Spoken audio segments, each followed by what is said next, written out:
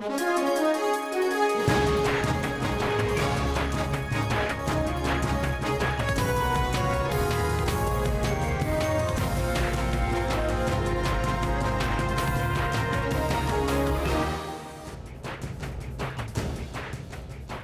is also a security matter, can be resolved. On the issue of mainstreaming, yes, we also have a program of promoting township enterprises as well as rural areas. That is why a Department of Rural Development and Land Reform was established to do precisely that. Our role is to ensure that we accelerate that to a large extent. Deloitte, it is true that this issue of a non-timers payment for services that have been rendered is one of the failings of government. But we are doing something about it because it is part of the PFMA, the Public Finance Management Act, that suppliers need to be paid within 30 days of production of a valid invoice. There is a unit that is led by DPME, including National Treasury, Department of Public Service and Administration, as well as Economic Development, in order to drive this program of making sure that government can be able to pay within 30 days. I do know that, for example, provinces and municipalities are the biggest culprits in this area.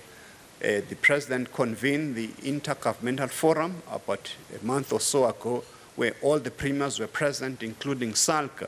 This issue is on the agenda of the day, but we need to see blood on the floor, where accounting officers must be charged, because it actually is not only a misconduct, but it's a violation of the Act not to pay within 30 days because it is stipulated in the PFMA. So we are doing something about it to bring to book those who are not adhering to the PFMA, including charging accounting officers who violate this. Last one, I think it was a comment on the issue of a volunteer. So our doors are open, they've never been shut. So if you can give us your details so that we can be able to utilize your services as a worthy citizen, because it is part of the NDP, our Vision 2030 of active citizenry, of ensuring that each and every one of us must put a shoulder to the wheel in order to attain those objectives of the National Development Plan. Thank you.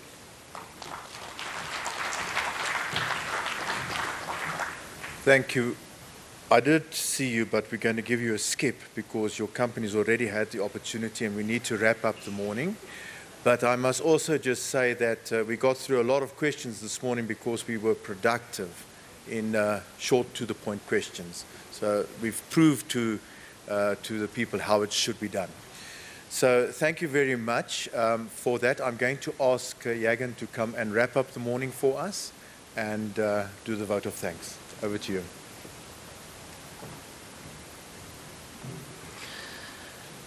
Honourable Jeffrey Radebe, respected elders, our most valued guests, ladies and gentlemen, it's my privilege to have been afforded the opportunity to do the vote of thanks.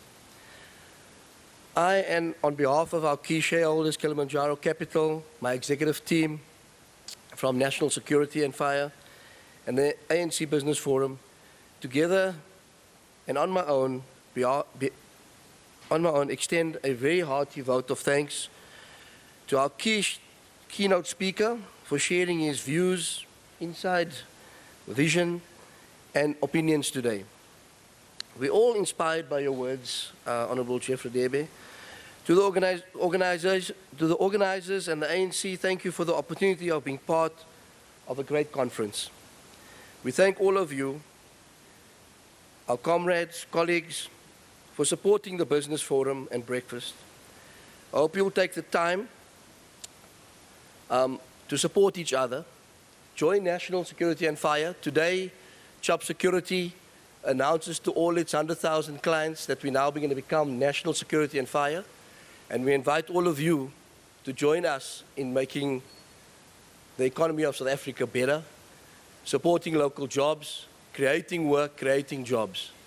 Support each other as opposed to complaining about we don't have enough work, we don't have enough business. When we support each other locally, then we will create that work and we'll create the support for each other. So in finalizing today, I'd just like to do something different, ask you all to stand for 1 second if you don't mind. If you can put your hand on the person next to you and just connect and join. What we can do here is transfer the energy, transfer supporting each other's businesses as opposed to supporting the rest of the world's businesses. And we're not saying we don't support the rest of the world, but let's support each other first. Thank you very much.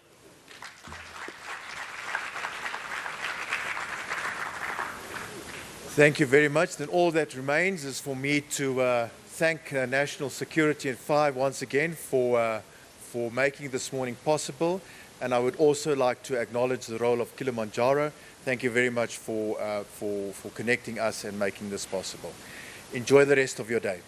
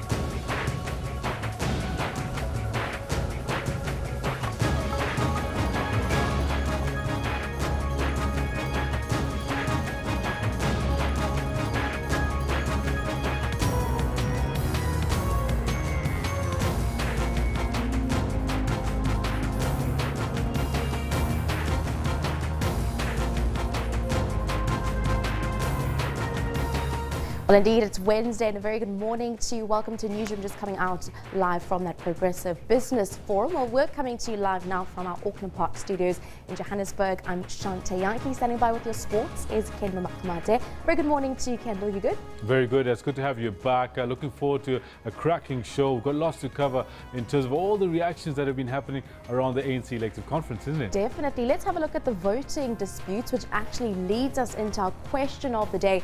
We're actually asking you, what do you make of these 68 missing votes? Please send us your comments on @SABC Newsroom. We do know that there are two provinces, if I'm not mistaken, it's KZN as well as Limpopo, disputing there with those 68 missing delegates who haven't voted. Yeah, absolutely. And it seems like the IEC has quite a lot in their hands, but we do know that you're commenting on this matter.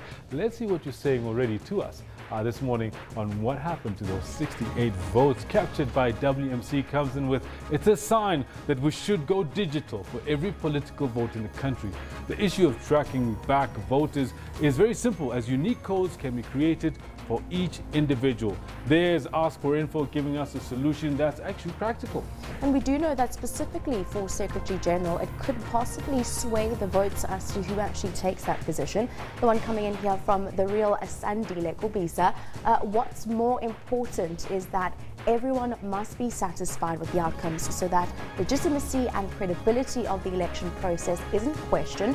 I hope courts could be avoided this time around. It's delegates who decide though, and all should respect that decision. That one coming in there from Sandile. Let's have a look now at our poll of the day. This was also another issue that was quite prominent. We're only seeing one woman in the top 6. So today we're asking you, has the ANC Women's League failed the women of South Africa? We do know that support was mainly driven behind NDZ, resulting in possibly there only being one woman in the top 6. Absolutely, and a lot of people are saying that the ANC Women's League has been more interested in factional politics than actually backing the cause of women. But you know what, I get ahead of myself. Let's see what you're saying about this matter on social media, because surely you've got lots of opinions on this. And yeah, we've got 126 votes on this already, Chantal. Wow, and 94% of you are saying yes, that the ANC has indeed, or the ANC Women's League rather, has failed the women of South Africa. 6% are saying no, they haven't failed. Well, we'll just have to see. Let's have a look at possibly some comments on that with regards to what other people are saying with regards to the support going through the election? Well, they wasted their time pushing for NDZ and neglected other women in Sisulu, to say the least. That one they're coming in from Rusi Zulu. Ati Rimbena says his opinion is yes, and I wonder what's happening in that world of the ANC leagues. The Youth League is also in ICU, says Ati. The Forgotten Youth League. I yes. never thought about that. Let's have a look now at your other question of today. In your sports, well, the PSL League is at the halfway mark. And what do you make of the season so far? What do you make? Well, it's actually been very interesting to see how close it's been from top to bottom. The top of the log has pulled away a little bit. Mamelodi Sundowns has pulled away a little bit. But for the longest time, between bottom and top, there were like 9 points in it. The quality of the league, The quality of the football is something to ask and question. But having said that, it's not really for me to talk about right now. I'll do all of that in the bulletin. We want to see what you have to say about the quality of the league, as well as what you've made of the season so far in the PSL. I do believe that 1 or 2 comments have been. I want to see if Lechase said anything, or maybe Nazim Grootboom. Got Katlejo instead, who says, look, I'm a Sundowns fan, but I'm happy for Cape Town City. 3 points, they needed it badly, so badly. So Katlejo reckoning that they were gifted 3 points by Sundowns. Nice one, Katlejo. Next one coming in here will have set the pace, and the rest have to play catch up. That's hashtag Sundowns. Have it in the bag. I'm sure that's supposed to be the bag, not the bag. Yeah, no, so they've got it in the bag. So happy days for Mamelodi Sundowns. It's Christmas break time, but we'll talk about that. Indeed. Let's wrap that up for now. For now, though, let's continue and have a look at this morning's headlines.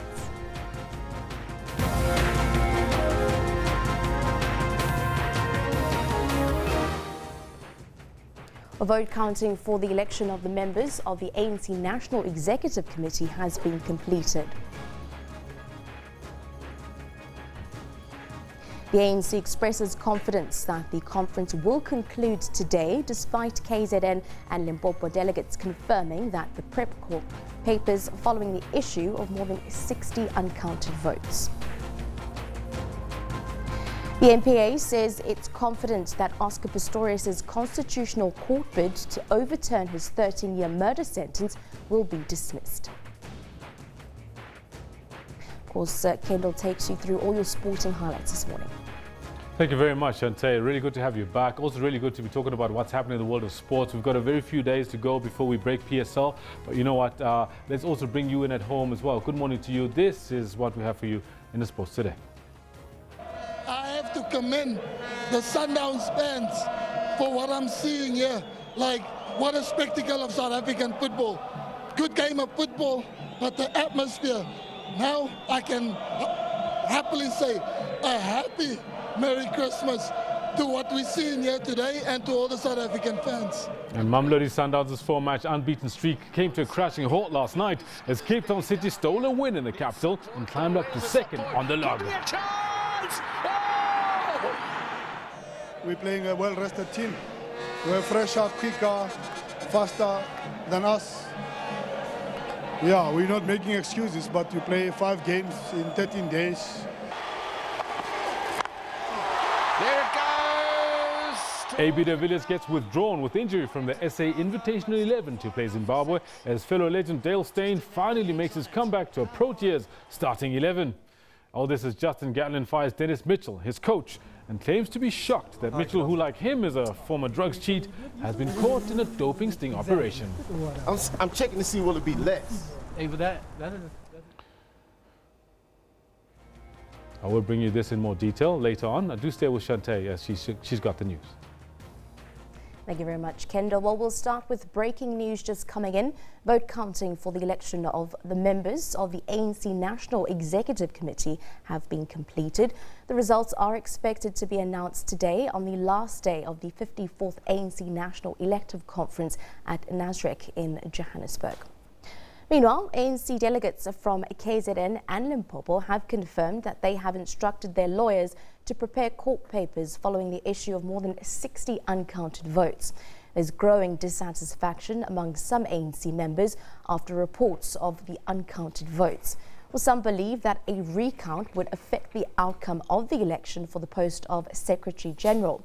Well, Free State Premier Ace Magashule defeated former KZN Natal Secretary General Senzo Mqunu by a small margin. For more on the last day of the conference, we now cross live to Nasrec, where our reporter Ayanda Mhlongo is standing by. Very good morning to you. Shante, a very good morning to you. The last day indeed, I'm sure, to much relief of everybody here, from the delegates to the members of the media, service providers, and everybody who's been working really hard over the past couple of days. It's been a really intense 5 days for everybody that has been involved here at Nasrec. And finally today, everybody here will be hopefully going home. But the ANC has said that indeed they do hope to conclude the proceedings later this afternoon. But it's not over just yet. We've still got a very busy day ahead. A lot of announcements that we're still waiting to hear on. And of course, I think Nasrec 68 is one that many people are still waiting to find out after the steering committee having met to announce and decide what will happen with regards to those 68 missing votes. I think even more than the announcement on who will secure their place on the NEC, I guess everybody really wants to know and asking a lot of questions around the 68 votes. And I'll be chatting about that and what we can expect today. And of course, from yesterday, there's still discussions on the media briefings that were held yesterday. Also, the commissions as well wrap up today, and there's going to be back-to-back media briefings on the outcomes of those commissions. And I do have with me our guest and political analyst, Professor Sipho Siepe, but we'll be chatting with Professor very shortly. But today, the ANC concluding that, or saying that today all proceedings will be concluded around 5 o'clock. Aside from the nominations or the announcement on the NEC, we're also expecting, of course, that closing address this afternoon by the ANC President Cyril Ramaphosa. He'll be closing, but it will be his first address to the delegates and I guess to South Africa and the world as the President of the ANC. Now, just on what is happening and what we expect today, earlier on our morning live program, my colleague Leanne Manis spoke to ANC spokesperson Zizi Godwa, and this is what he had to say. No plans beyond today. The program is very clear today. We are reporting back to the plenary. We adopt a declaration. The president will close the conference. Yeah. Logistically, we have no plans to be here. If there is any other matter, it's a matter that can be dealt with by the leadership of the ANC. We now have a leadership. So the anxiety that we had earlier, we had all the palpations, people had emotions, that is all gone now. We have a new president, we have a new secretary general, the entire top 6. We're announcing the additional 8 this morning. Okay, so this is, just to put us in the picture of what's happening right now, are they still voting for the NEC? Has the voting completed? It was completed. We are expecting an announcement this morning. Okay, so it's completed, counting is now underway. Yeah. So we should be, when do you think the announcement will be made? As soon as the first plenary session, that is where they will make an announcement, which will be an open session to you. Great. I think if we are able to convene a plenary by 10, that will be the first item. All right, Zizi Godwa there, assuring everybody that today is the last day that everybody will be going home. I know there was a lot of anticipation of people asking whether or not the issue of the Nasrec 68 votes will call for a recount, will call for delegates to all be brought back to start voting. But they assured the nation that no, today is the last day. Let me bring in now our guest, Professor Siepe. Thank you very much for joining us once again, Prof. As I was saying, that Nasrec 68 is now the debate. This is what everybody is talking about now, Prof. I guess even to go back, what happened to these votes? Where did they come from? Yeah, I think we should start first with Zizi, because he somehow answered that question. He says today is the last day. We have a new leadership, we have a new president, and we have a new secretary general. So in saying that, he was almost suggestive that that matter is closed, because he would have raised that we still have this outstanding matter. So from his presentation, it simply says what we should be waiting for is the additional members. But the 68 could have come from people who were disqualified. Remember, there was a pre-registration and pre-auditing, there was a verification and all that. And there were some people who did not come up with IDs and all that. So there was a form of exclusion of certain people. And some argued that it would not have mattered. You see, if you look at that 68 was excluded from the presidency all the way down. But there is something called materiality, that if you look at the differences between the Ngozazana and Cyril, if you were to add or subtract the 68, it will not make any difference. So you find that it is also true with all other positions. But when it comes to Senzo and the ACE, the difference is so little, it's about 24. And then the issue of materiality counts, that if, say, Senzo got 68, then the position of Secretary General will go to him. And if ACE were to get that, it will remain as it is. But my sense is that it has been resolved, because they were able to find that the issue of the materiality would not matter. That apparently it is about 15 votes that had to be looked at. And in the end, they said, suppose we give them to Senzo, will it make any difference? The answer was no. But, Prof, yesterday we started hearing of letters, there were rumors of a letter that had been written to the steering committee by attorneys saying that they need to be, they want those votes counted, or there could be a possibility of a court challenge. Now, we haven't heard from the man himself, Senzo Mchunu, and from the sources that I've spoken to from KZN is that they are going to be having a meeting, some sort of a meeting today. So it could be that that matter is not resolved. What then could happen? I mean, the conference could end like it happened in other provinces, your Free State, KZN, and everybody goes home and thinks the matter is over, and then they take the matter to court. Yeah, in the end, this is why it was very important that before they leave, the matter is resolved, because what they will have to do if it goes to court, they'll have to have another special conference where they'll be addressing only one matter, the appointment of the Secretary General of the ANC. But I think Zizi would have actually have pointed that out, and at least the information that I have is that that matter is now resolved. And his emphasis on that we do have a new Secretary General, and he was not suggesting a different one, is indicative of the resolution. But what is also important is that these matters must be resolved, because if you don't, you end up in court. So it is better for you to be delayed to resolve it. And most of this is administrative, it's not really political. It's actually whether people voted, who should have voted, and if those who were supposed to vote were not disallowed, whether you address that. It's just as straightforward as that. And I think the steering committee and the election committee were trying to resolve that issue. But at least I don't get the sense that there's a sense of collapse. But it's a very important position, because what it will do, it will define the future of the ANC in the next coming 5 years. Because if you look at it, even though people talk about a win-win solution, you still find that the engine of the ANC lies in the office of the Secretary General. And if you have no control of that, given that this is all about control, then you stand, the new president will find himself having to consult with that engine. And if the engine is seen not to be aligned with his thinking, then it becomes a problem. Prof, I just want to, and I know I'm honing on this matter, because to go back again, there was spoken of the missing 68 as if there were votes that were there and probably snuck somewhere and they were not counted, etc., etc.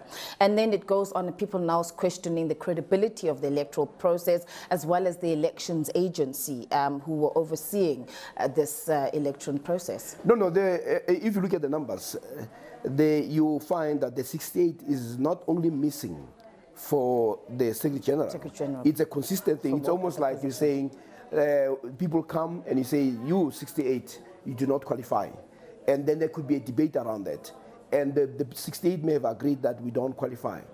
But then once you start having the results, and you discover that if the 68 was allowed to have come in, it could have tilted the result differently, then that becomes material. But if the 68 would not have tilted, where the gap between the contested is over 200 or 1,000, then whether there's a 68 that is included or excluded, it will not matter. So on this case of the Secretary General, it does matter.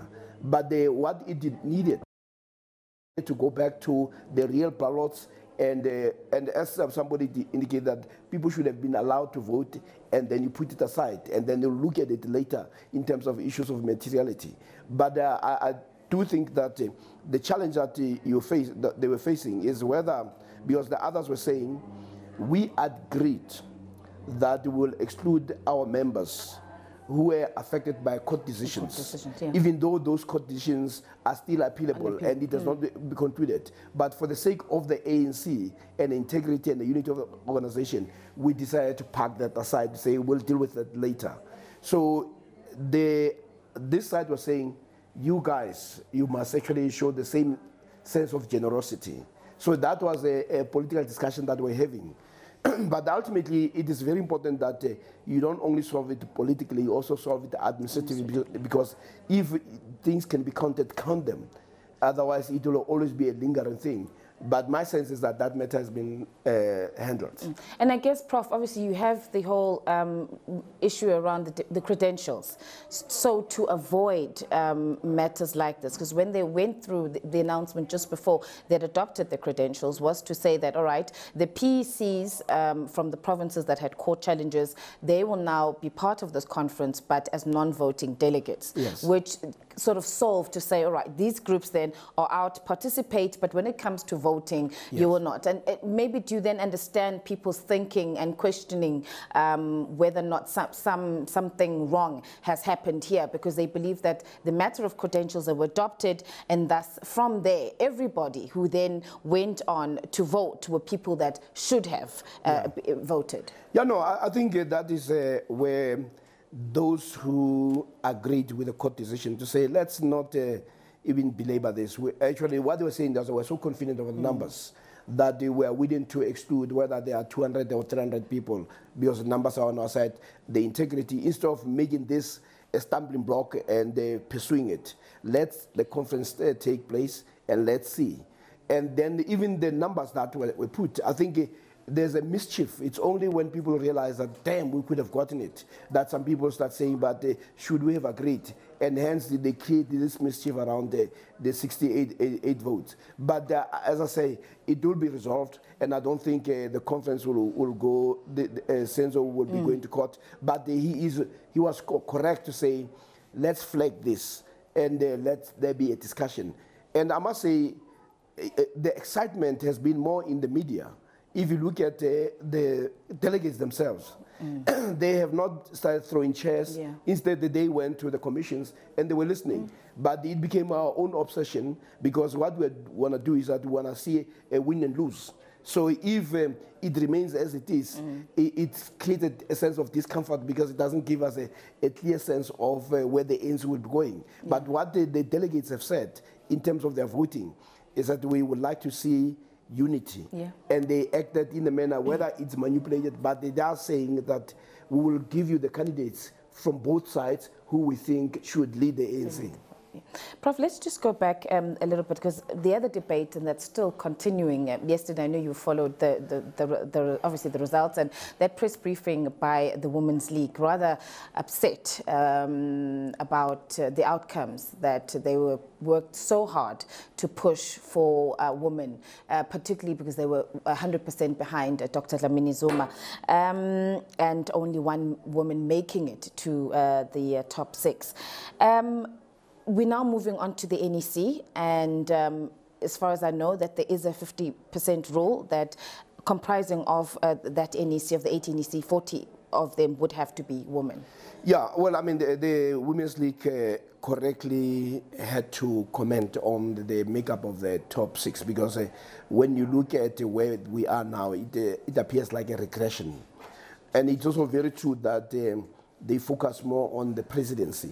But what you had was a presidency of the ANC as a woman, but also which will change the direction. But at the same time, they were also saying we're not going to support a woman because somebody happens to be a woman. So hence the outcome. And you end up with one woman. And now that should be embarrassing for an organization that aims to champion the interests of women. Yeah. Because what you want to do is to say, in every boardroom, we should be represented as women. And now you have an underrepresentation within the top 6. So the next structure that they can influence will be the NEC.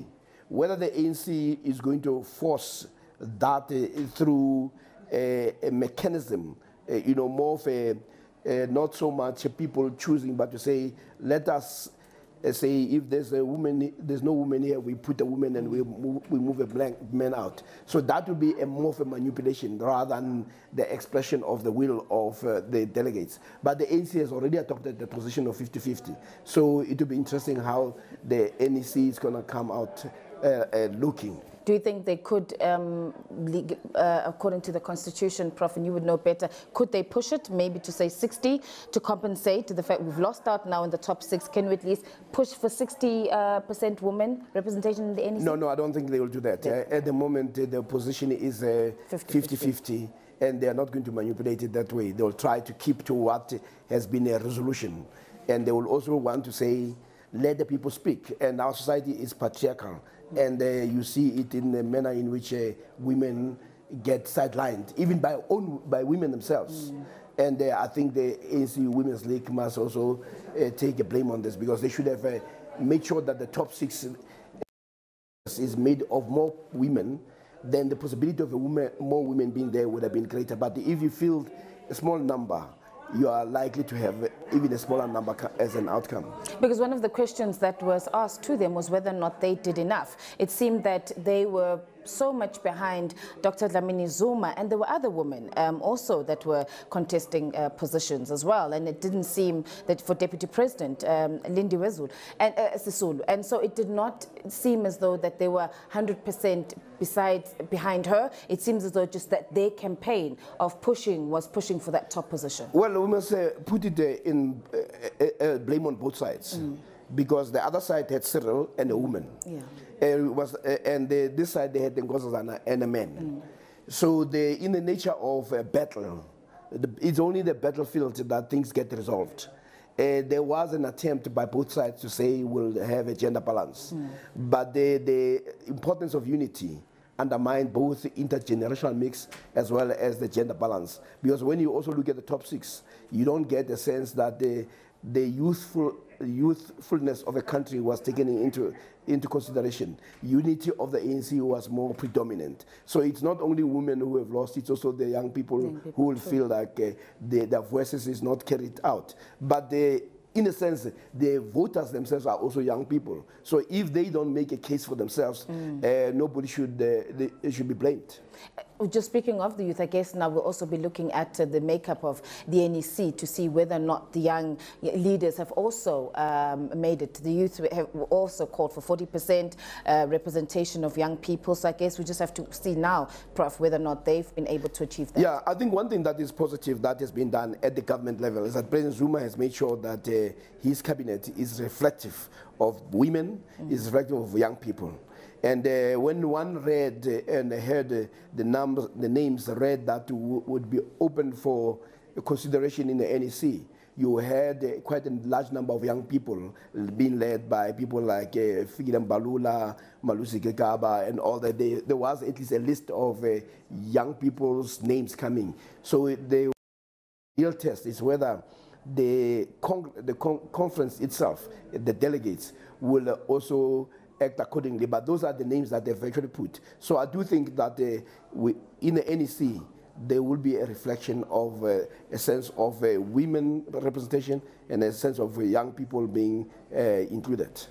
Our focus, and I know as the media, Prof, and I guess everybody much on the election from the top 6 positions, and now the focus is on the NEC. But on sidelines of this, equally very important is the commissions, is the policy discussions, because out of this the ANC needs to formulate its position, come up with programs that are going to take the party forward in the next 5 years. Yeah, I think the reason why the representation is important is because even if you have a policy, you need champions of that policy. that the two camps represent a different position. Even within the media, when you read some of the noise coming from business that comes from the mainstream media, Cyril Ramaphosa represents a voice of what they call business, economic growth, and all that. And also almost something like says the maintenance of the status quo. And on the other hand, you had Ngozana being projected as somebody who represents the voice of the ordinary. Actually, some of the editorials were actually saying that Ngozana's policies and thinking is aligned to COSATU, is aligned to the left wing within the ANC alliance, and the Cyril representative was saying this way the analysis that was made by the mainstream media and also by business, and that's why they were excited when Cyril won. So effectively, the issue of policy become subservient to whether it will have the champions. So the obsession with the representation at the level of leadership, it will be also reflective of whether that leadership will be pro-radical economic transformation or will be more concerned about the interest of the big business and the black elite and the other elites in our political arrangements. Just finally, I know we're going to be continuing with you, Prof, but finally for now, you just spoken, how do you see these? I mean, these were from two different slates, as you've just now put it for us, Prof. Moving forward, how do you see this top six, or will they be able to come together, having had different views, having had different stances in terms of policies, being able to come together and work together moving forward? Well, I think this is where probably Cyril, as some people call him a master negotiator, he might be able to bring those skills. It should not be a problem that you have contradictory postures. But what you need is somebody who can find a way of mediating between a number of interests. Because once you have only one position, it also blinds you to the other. So if, say, you had the sales slate having won outright, as the business community would have wanted, because they would have seen it as our interests were going to be accommodated. And the other group would have said, no, our interests are not going to be. So having that tension, it's a healthy tension, because it will always remind people, say, remember where we come from. And you saw even the SACP when Blade spoke. Interestingly, his speech was away from the tensions. It was simply to remind the ANC that you exist for the liberation of African people in particular and black people in general. And that only when African people in the majority are united can we move forward. So you saw a shift from a language of the anti-Guptas, anti-corruption, into saying, let us remember that our struggle is about the black people in this country to feel like they have been included, that they are also participants in the economy. So that will be ultimately the challenge. And also the survival of the African National Congress depends on addressing the concerns of the people who are in the main, the ANC supporters. There are times when the leaders of the ANC get drawn to galleries that they are really traditionally hostile to the ANC, but because they hold control of the airspace, then those leaders begin to play to that gallery. When that gallery will never vote for the ANC and would actually be oppositional to the ANC. So it is that, but I see it as a healthy tension where somebody will say, yes, I can hear this is what business want, but what does CIPO and Soweto want?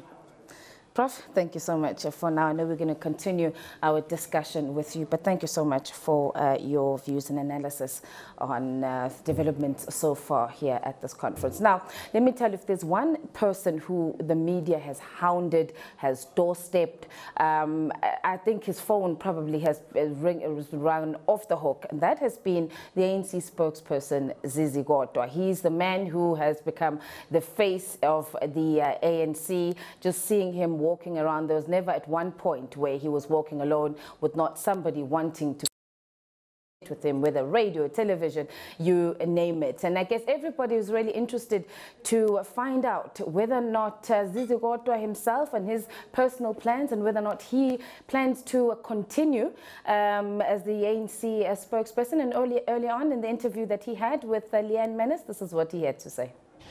I always say a good dancer knows when to leave the stage. And I think I've reached that moment. As a good dancer, you know when to leave the stage. I think somebody else can do it better than me.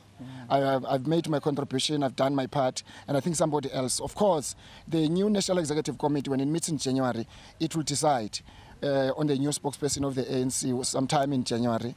If you were to ask me a question, if they give me an offer, I don't know. But I've done my part. You've done your part. I've done my and part. what a difficult part it was. I mean, these last 5 years have been difficult. The last 5 years for me, I must say it was a political school. I've really learned a lot, but a lot of difficulties. Where was the most difficult moment for you, if you could recall it? If that moment where you just thought, oh my goodness, how am I going to get through this? There were times where even in the meetings of the National Executive Committee, where you think that the organization is now breaking. Even in meetings such as National Working Committee, there were moments it's like we're now breaking down. Sometimes comrades stand up against one another to an extent that you think that the meeting is going to be physical. Always what comes to your mind as a spokesperson, what do I say to the public when this happens? There were moments like that, critical, very sensitive issues, whether it's the issue of Nkandla, whether it's the issues that every day were taken to court as an organization. But also what worried me as most was this always allegation and the perception in public of a corrupt ANC.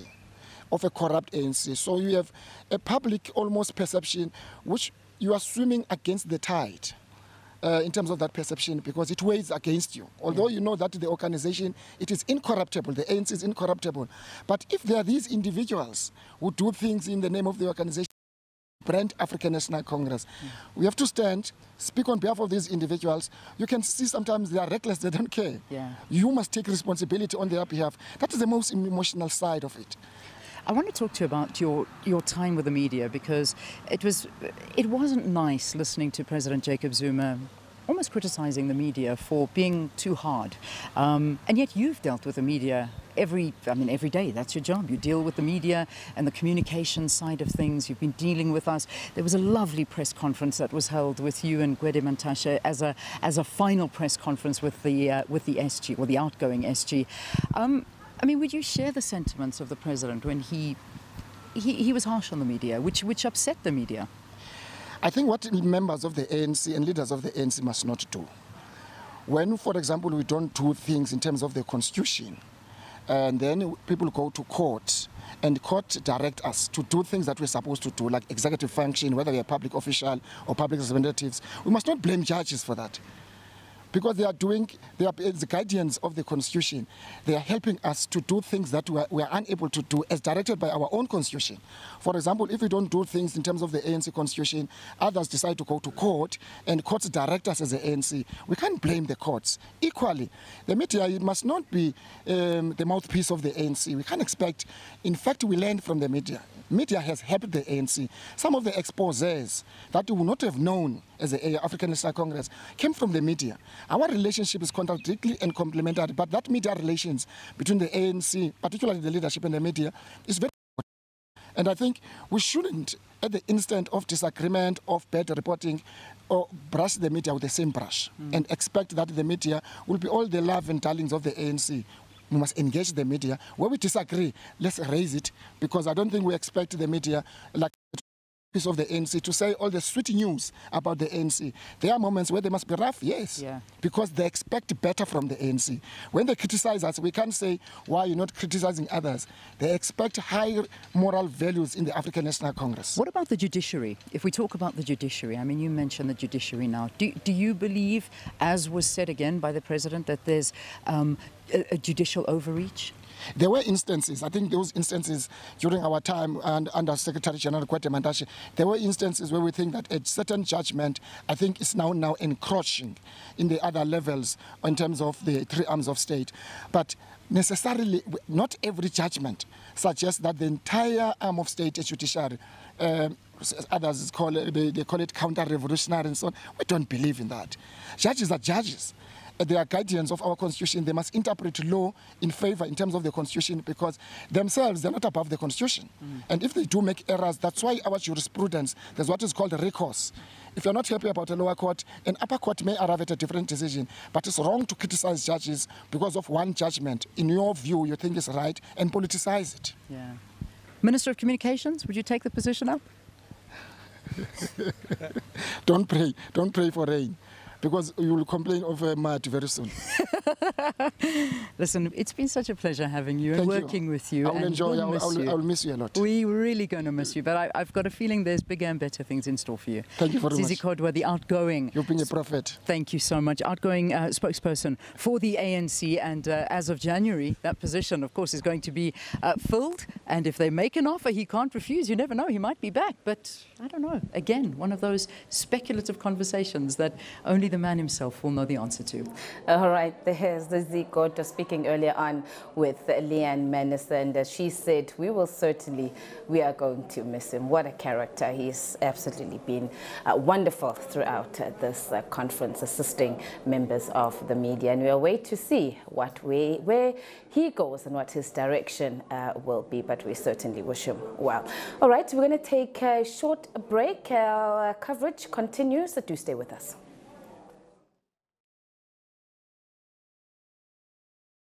Indeed, that was our reporter Ayana Mhlongo as well as Leanne Manis unpacking voting disputes as well as speaking to ANC spokesperson Zizi Kodwa on the last day of the ANC conference. For now, though, let's take a break. Stay tuned to Newsroom.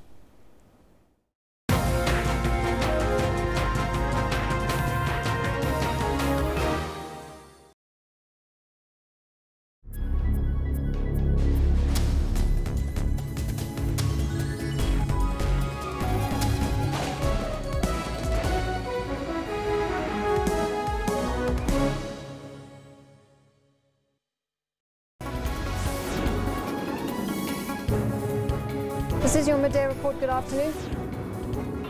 I will be free.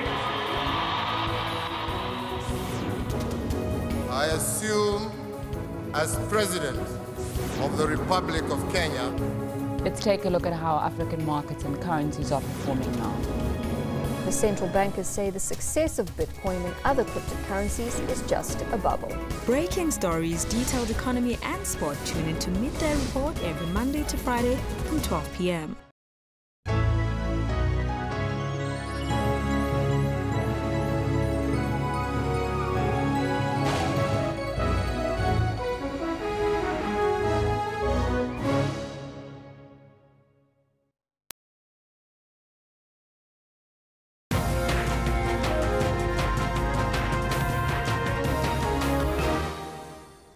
Welcome back to Newsroom. Well, we continue with our rolling coverage of ANC National Elective Conference.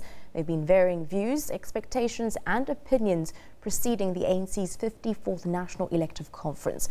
Well, some among them, COSATU President Stumbu Dlamini, were not very hopeful of a smooth conference. However, as the ANC wraps this elective conference at Nasrec, south of Johannesburg today, SABC News caught up with COSATU President earlier.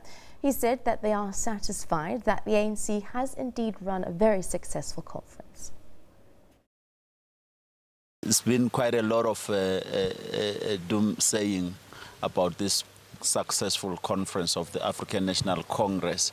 Others saying it will be interdicted, it will be collapsing, people will be fighting, saying delegates will kill each other. Yeah. None of those predictions have occurred here. We are on the 5th and the last day. As COSATU, we are satisfied that the African National Congress indeed has managed a very successful conference at a very, very difficult time of the economy of this country, the alliance relations that have been quite tested, and the leadership has been elected. We will hear what the results of the additional members of the National Executive Committee. Do you believe the relations between the alliance partners is going to be strengthened now? Because it was very strained under the leadership of President Jacob Zuma. Do you think now under Ramaphosa, who he himself has a history as being a union leader, can understand your position more and the workers' positions and the unions' positions. Do you think it'll all be strengthened now and brought back to a much more amicable place? Look, I believe that as leadership, we all have a lot of lessons to learn from the previous experiences of the alliance, including the totality of the operation of this alliance under a democratic dispensation, which has completely differed from then before the democratic breakthrough. Lessons have been learned, and we are hopeful that this time going forward, all of us, we shall do those things that we didn't do, which caused the collapse of relations. We shall not do the things that we were doing, which caused the collapse of relations and the weakening of the alliance. All of us, we have that collective responsibility, and we hope that under this leadership, things will indeed change. Yeah. I also want to talk about something that I know you feel very passionate about, and whether we like to believe it or not. Yes. And you know, the whole issue of unity is being raised, and unity is being spoken about. But this is a divided ANC. Yeah. And I think, and you agree with this, because these are your words, Yeah. that the actual problem lies at the branches, at the structures. Yeah. I mean, we saw court cases in the run-up to all of this, and those are still hanging right now and need to be sorted out. Is that what needs the most attention right now? Yes, through a strategy that leaders at all levels must ask themselves a question. What is it that unites us? And focus on that and ignore what divides them. They will deal with it later. The starting point is to unite around what unites you, and indeed the centrality of the organization, other than an organization that is in the pockets of individuals, in the pockets of certain business people, in the pockets of certain leaders, and which has destroyed the breadth, the character of the organization, not just in the ANC, across the alliance formations and the mass democratic movement. So if we remember what is it that unites us, and we start from that point and then evolve, go forward, it is possible that as we go to the lower structures, the branches, we explain the decisions that have emerged from this conference.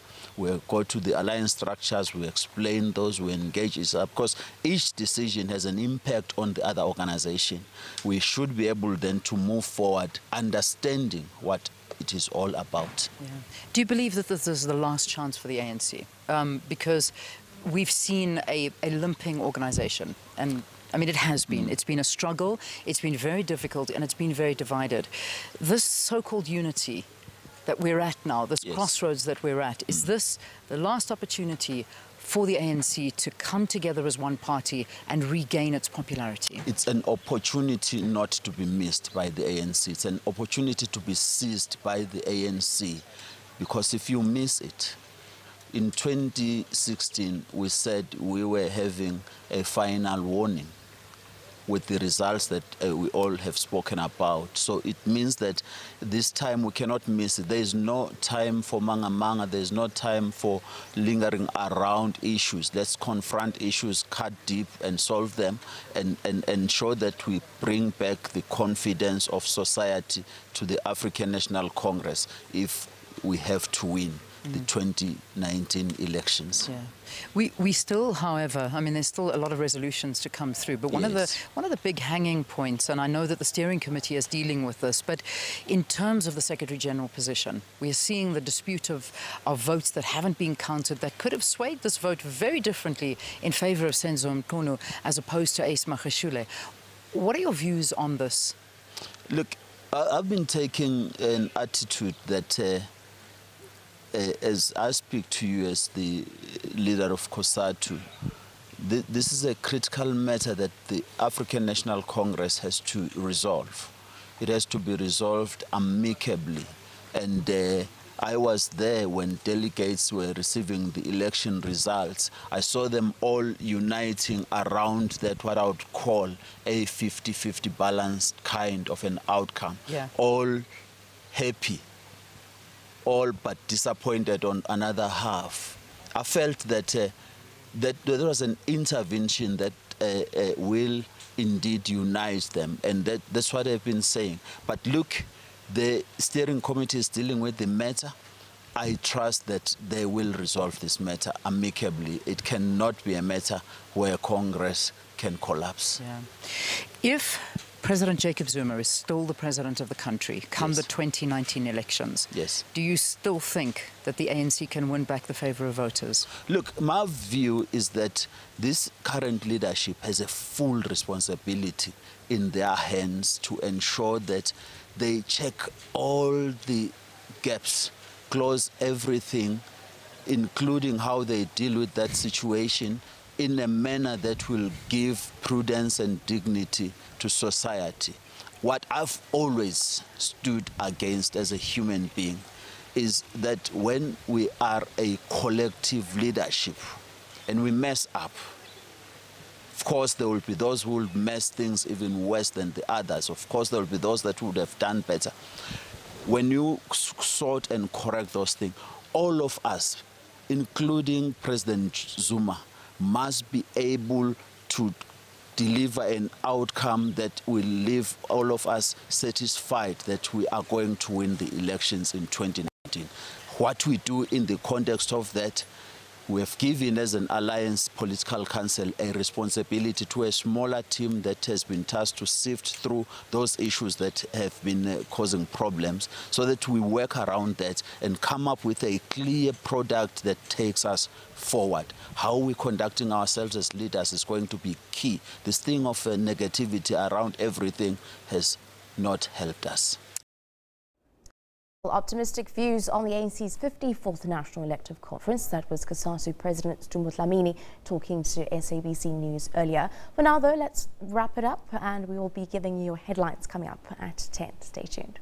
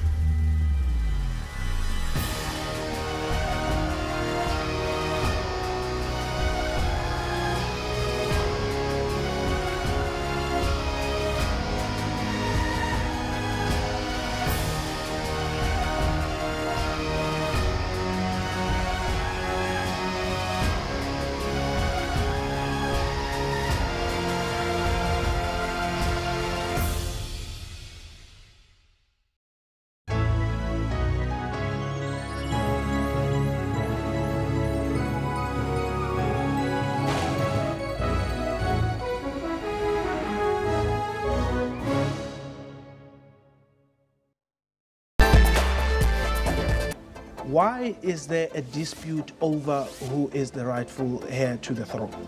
What I can say is that Masindi is a woman. She's a girl. She's a girl child. Because I think that if she was a male, there's no way that anybody was going to dispute the fact that she is the rightful heir. Do you recognize her as your rightful heir? Yeah, no, I would definitely say that she is my daughter. She grew up there. What is the intention? I want my throne. Join me in Port Said live every Monday to Thursday at 17:30.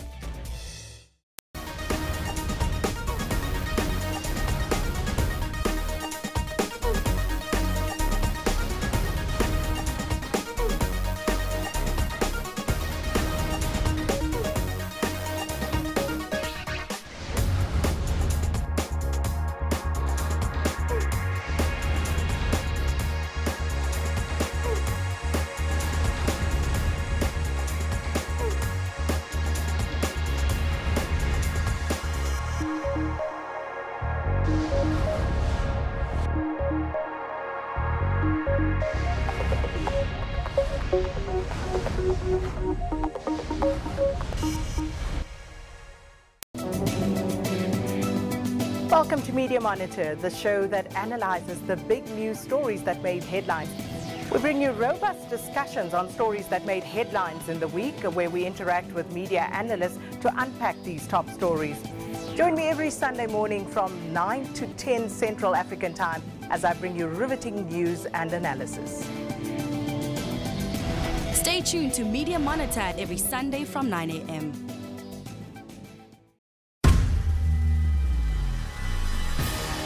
The ANC's 54th National Conference is here. The branches have spoken. From the 7 candidates, 2 are leading. Who will emerge victorious? SABC News will bring you the National Conference coverage live from Naswick Daily on TV, radio and digital platforms from 16 December.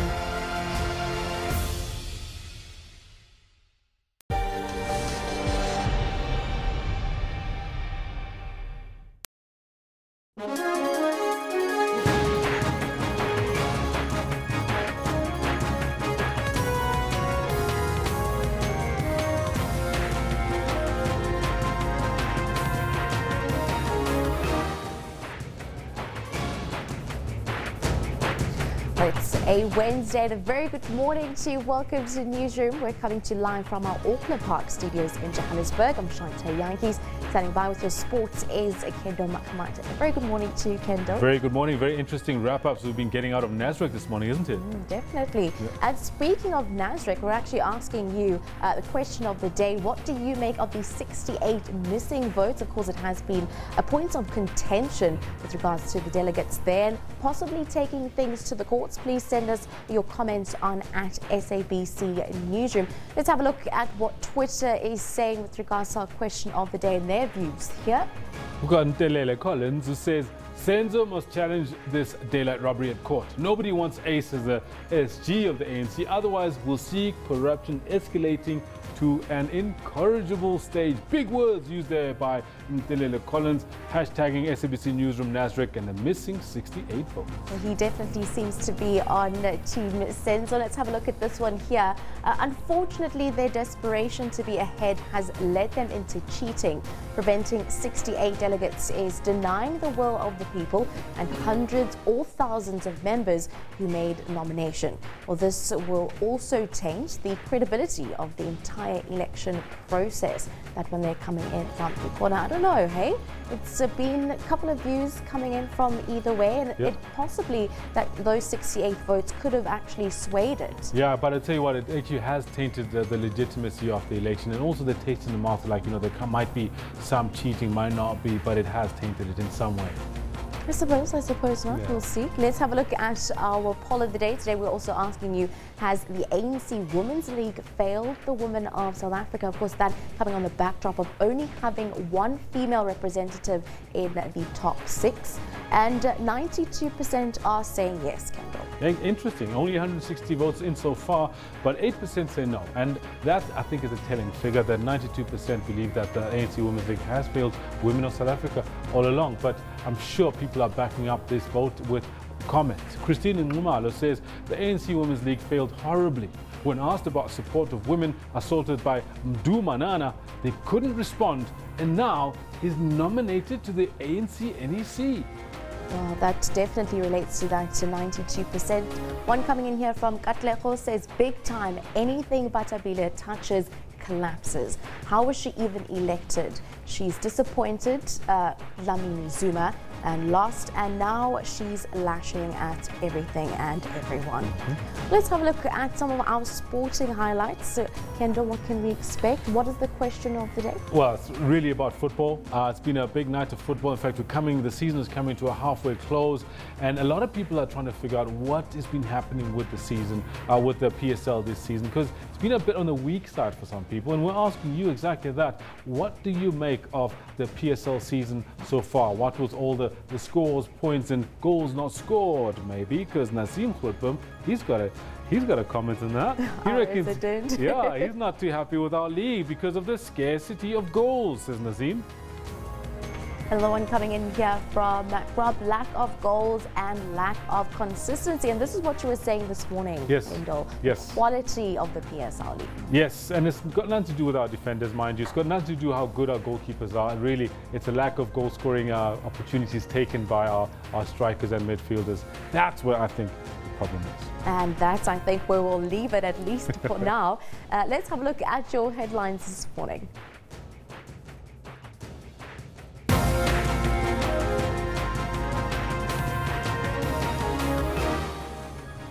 A vote counting for the election of the members of the ANC National Executive Committee has been completed.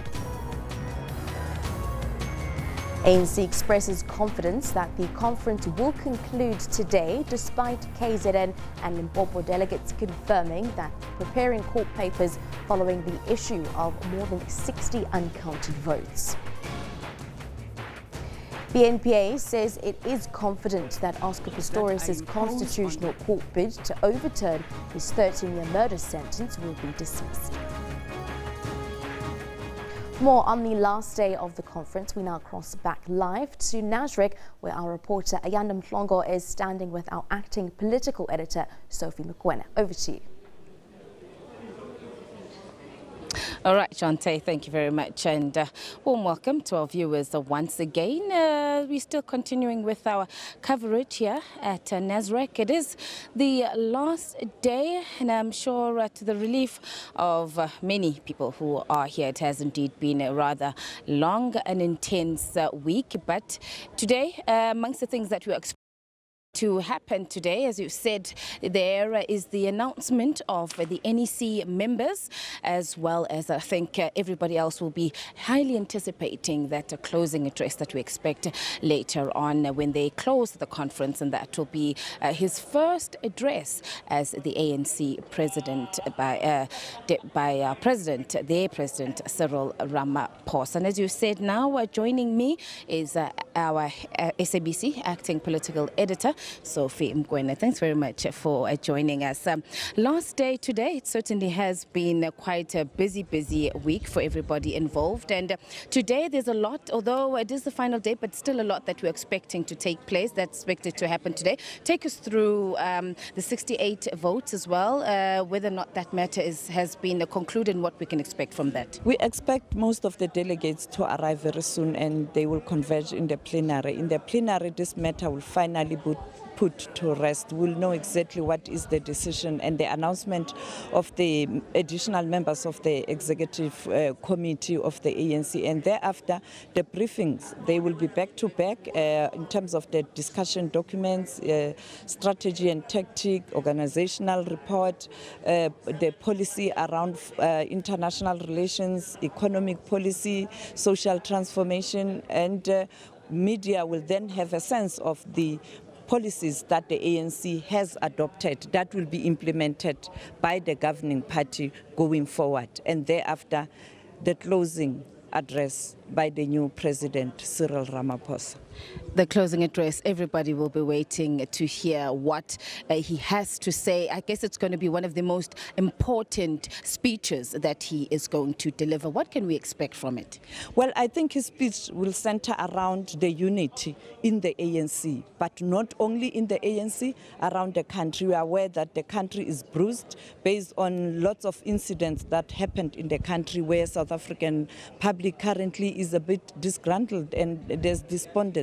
He is going to try and lift up the mood of the nation, but also the mood of the ANC itself, because come 2019, ANC would really want to win the elections again, but only when South Africans are rallying behind the ANC will the ANC win the elections. Therefore, the issue of unity. And then secondly, the most important issue will be around the economic issues. You know that our country is battling currently. The economic growth is very sluggish. It's stagnant, if I may put it that way.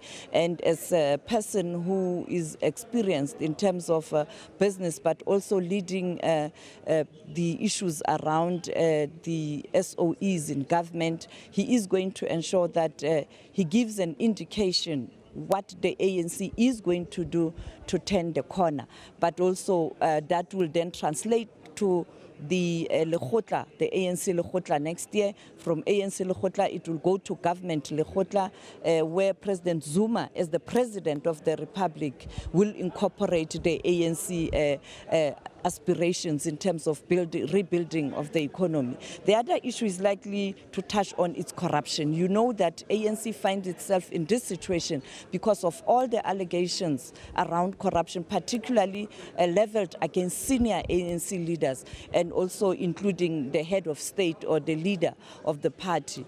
He is going to try and ensure that he communicates a message that the ANC will take the issues of corruption seriously. And then the last thing, obvious, I am expecting him to throw in his views, or perhaps to revoke or remember Madiba. I would recall that Madiba wanted Cyril Ramaphosa to be the president, and he also wanted him to be his deputy, but it didn't happen because at the end of the day, the ANC decides. And I think that moment has arrived, and I expect him to say a word or two about Nelson Mandela.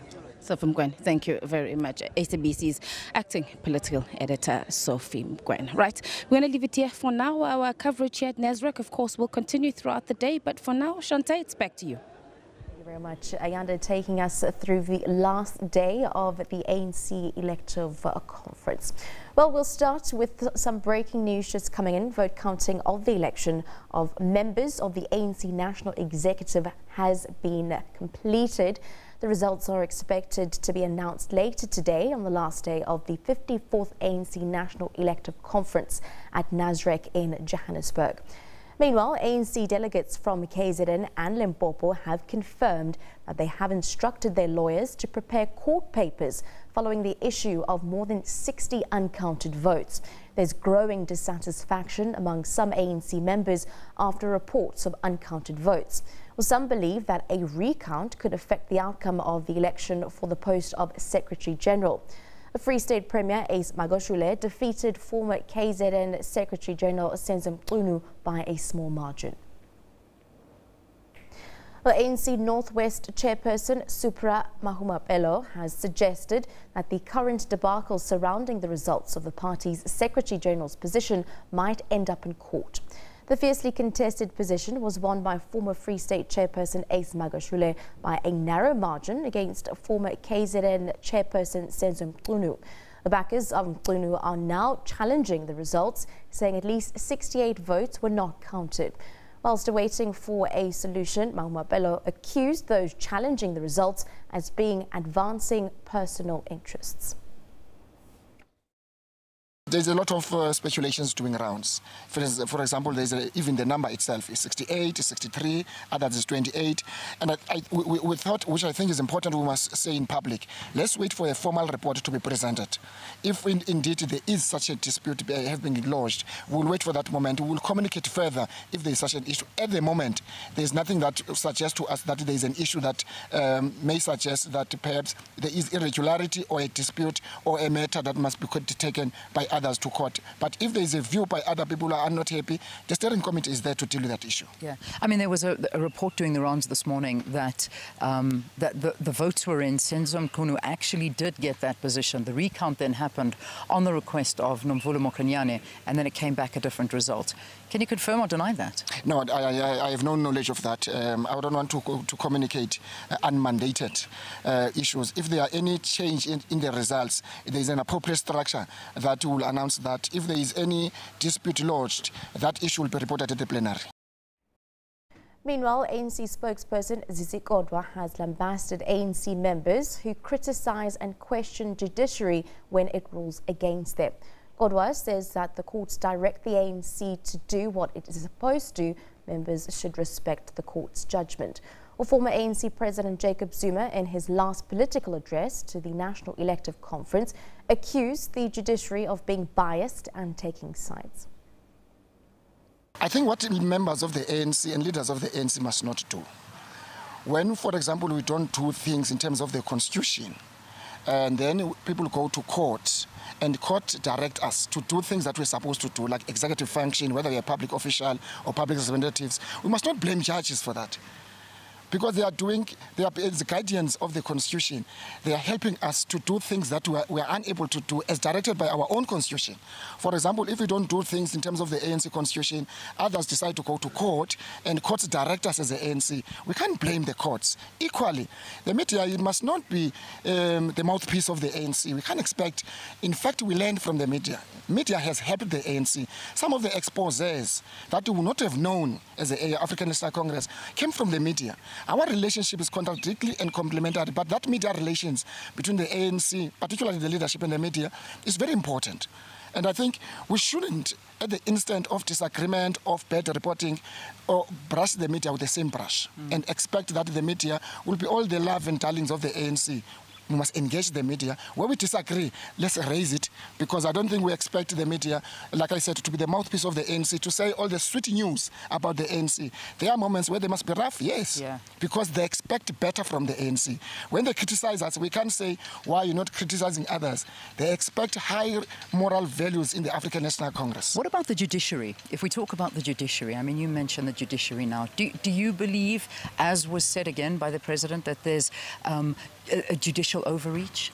There were instances, I think those instances during our time under Secretary General Kwete Mantashe, there were instances where we think that a certain judgment, I think, is now encroaching in the other levels in terms of the three arms of state. But necessarily, not every judgment suggests that the entire arm of state is judiciary. Others call it counter-revolutionary and so on. We don't believe in that. Judges are judges.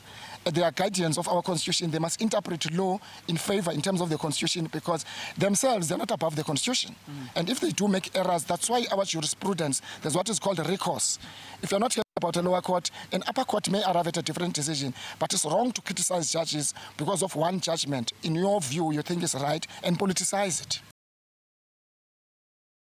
Well, the new ANC leader has made his first public appearance. Cyril Ramaphosa addressed supporters in Soweto after becoming the first person from the township to be elected to the top position in the party. Cyril Ramaphosa, a township boy who grew up playing on these dusty streets. Soweto is the largest township on the continent. It saw one of its own take on the most powerful position in the ruling party. And the announcement was music to the ears. I felt very happy when we got the result and heard that our son Cyril has won. I've known him as a child. He's respectful. He took his studies serious.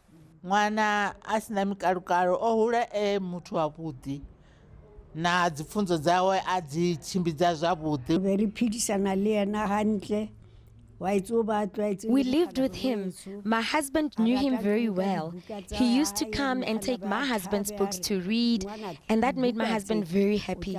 He also told Cyril that books will take him far. Man himself made his first appearance after being elected to the leadership position. Our conference is going so well.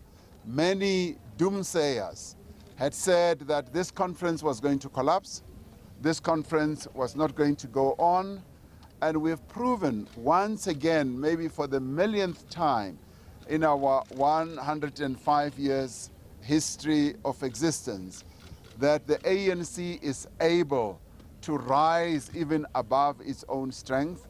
And here we were able to demonstrate that the ANC family, this great organization of our people, wants to emerge out of this conference united, renewed, and stronger than it was when we came to conference.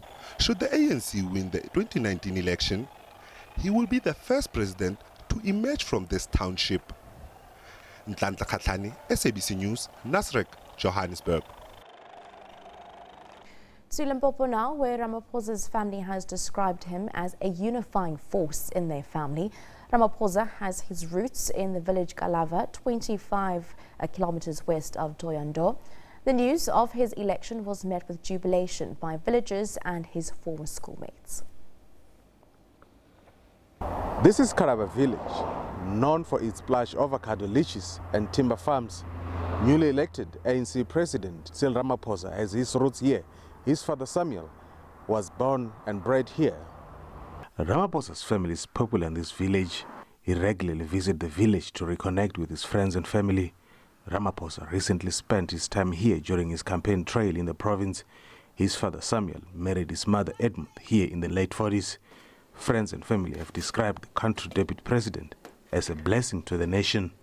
I'm very much excited because I know he's going to take South Africa somewhere to the top level, because I know he's a hard worker. As I know him, I've got no doubt of that. Because the announcement came a little bit later at 5 o'clock, but immediately before 6 o'clock, the whole yard were full with people, and they were enjoying, celebrating, singing. Everything was right. And the Calabar people, they are so happy for this. Ramaphosa matriculated from Papua High School in Sibasa in 1971. His classmates say he was a brilliant and politically conscious student who excelled in English and history. But you could sense that he was politically minded. Most of the things that he did were political in nature. Although, of course, it was the first year, his first year here. But the second year, he showed his colors that he was interested in developing people along political lines. Ramaphosa garnered massive support from ANC branches in Wembe. Rutendo Boboli for SABC News in Karava. Well, the ANC Women's League is disappointed that Dr. Nkosazana Dlamini-Zuma was not elected as president.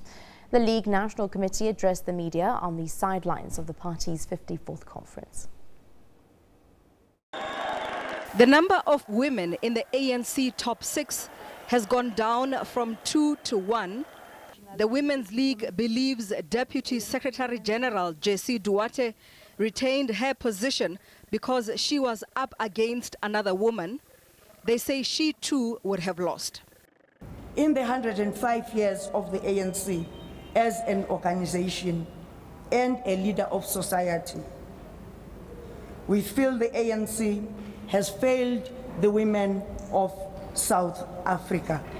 It believes Dr. Dlamini-Zuma was unfairly judged.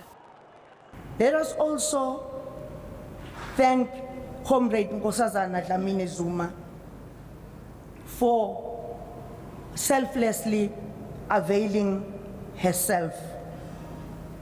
She was insulted, her credentials were trampled upon and reduced to being an ex-wife. The Women's League wants to use its majority in the party and society to continue the fight, but it doesn't take well to criticism that it lost because it abandoned other women in the race, like Lindiwe Sisulu for deputy president. The League says in spite of its misgivings, it supports the ANC democratic processes and it will support Cyril Ramaphosa as the new president. Ntakwana Ngadani, SABC News, Johannesburg. Let's have a look now at our question of the day. What do you make of the 68 missing votes? Of course, we do know that it was a point of contention this morning with two provinces are actually recalling and wanting to take the polls and those results, of course, to the courts. Let's have a look at what South Africans are saying on Twitter on at SABC Newsroom. Well, they should be added to the rest because the delegates can't drive all the way from Venda for nothing.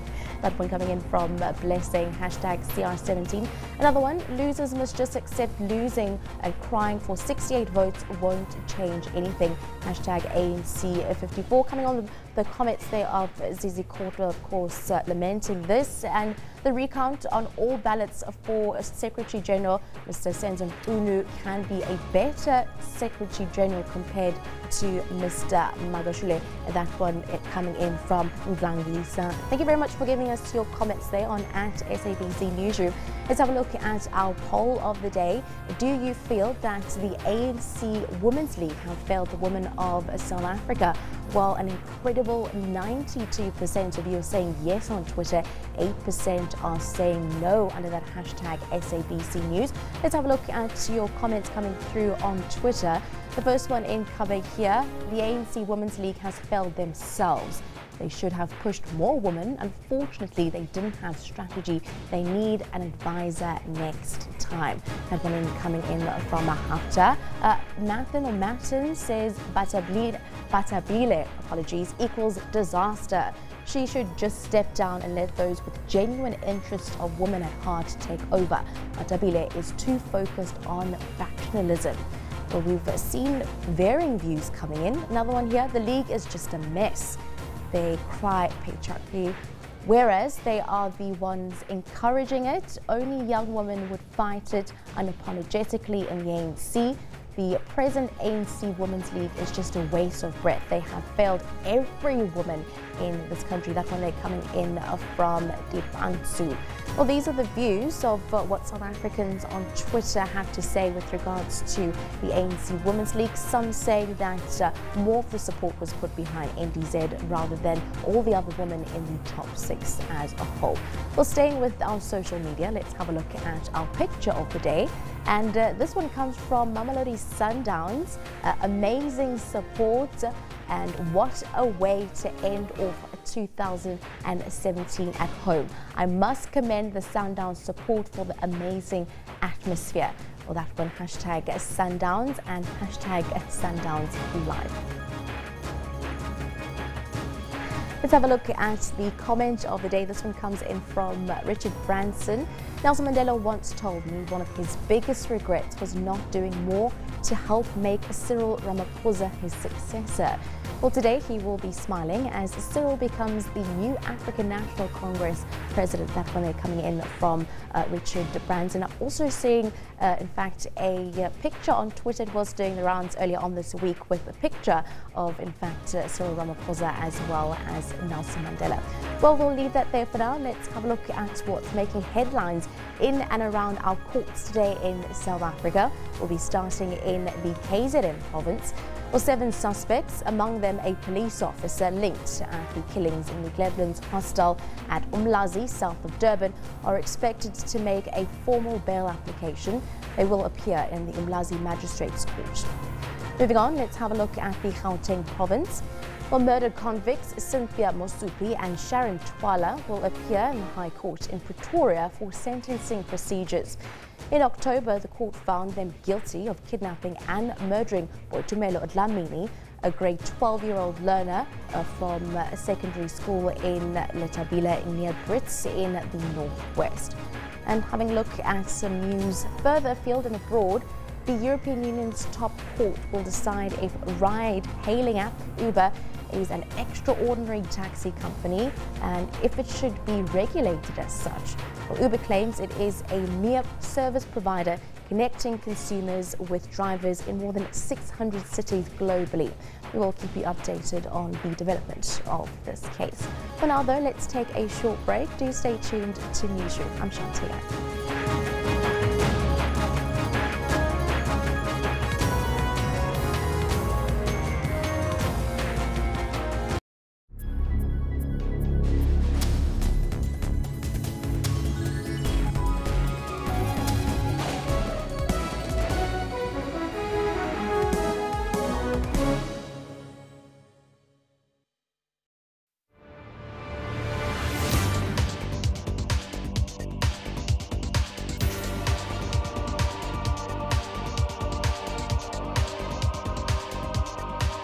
The fossil hominid sites at Sterkfontein Caves, known as Cradle of Humankind, were declared a World Heritage Site on the 2nd of December 1999. The Cradle of Humankind covers an area of over 47,000 hectares of privately owned land northwest of Johannesburg.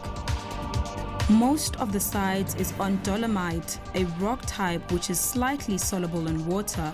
There are currently over 200 caves on the site and 13 fossil sites. We know that Australopithecus africanus were present in the cradle from about 2 to 4 million years ago.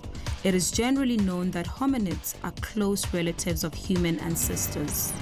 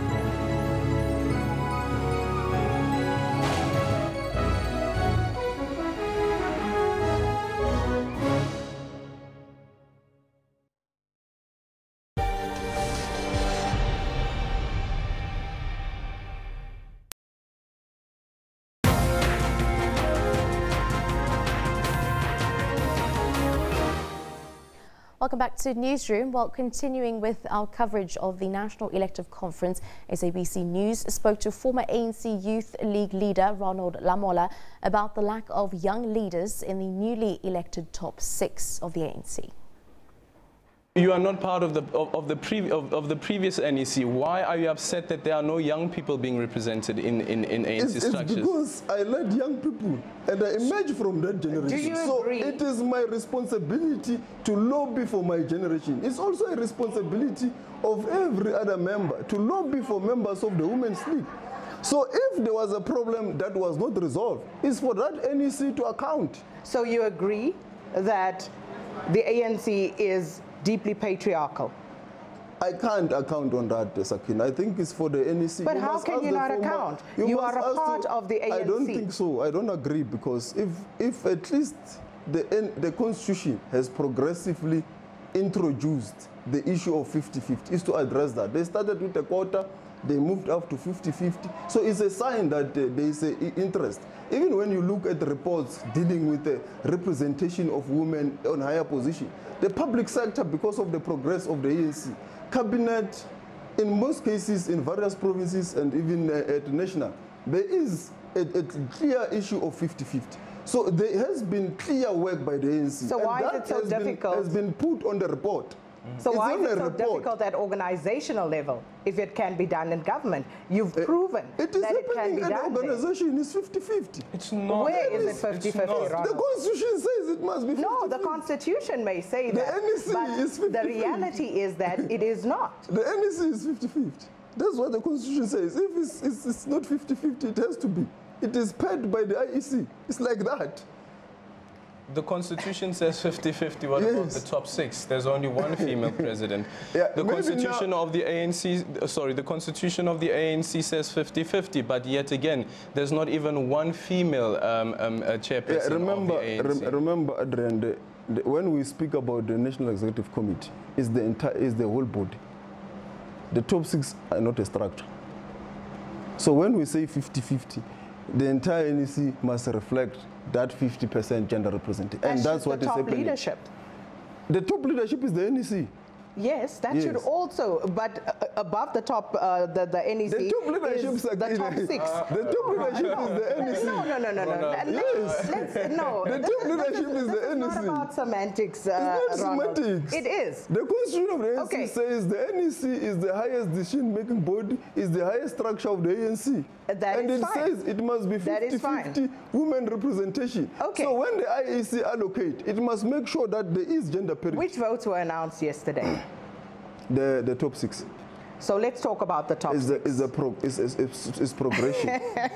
Let's talk about the top 6. Voting for the additionals. If you're going to play semantics, let's play semantics. Let's talk about the top 6 then. Yeah. So the top 6, how many women are represented in the top 6 of the ANC? Comrade Jason. 1 out of 6? Yes. Is that 50-50? It's not. Constitution? The Constitution says 50-50. And when so you count the 50-50? At this stage, the NEC is not complete. We don't have a structure called NEC now. It will be complete when the entire NEC has been voted.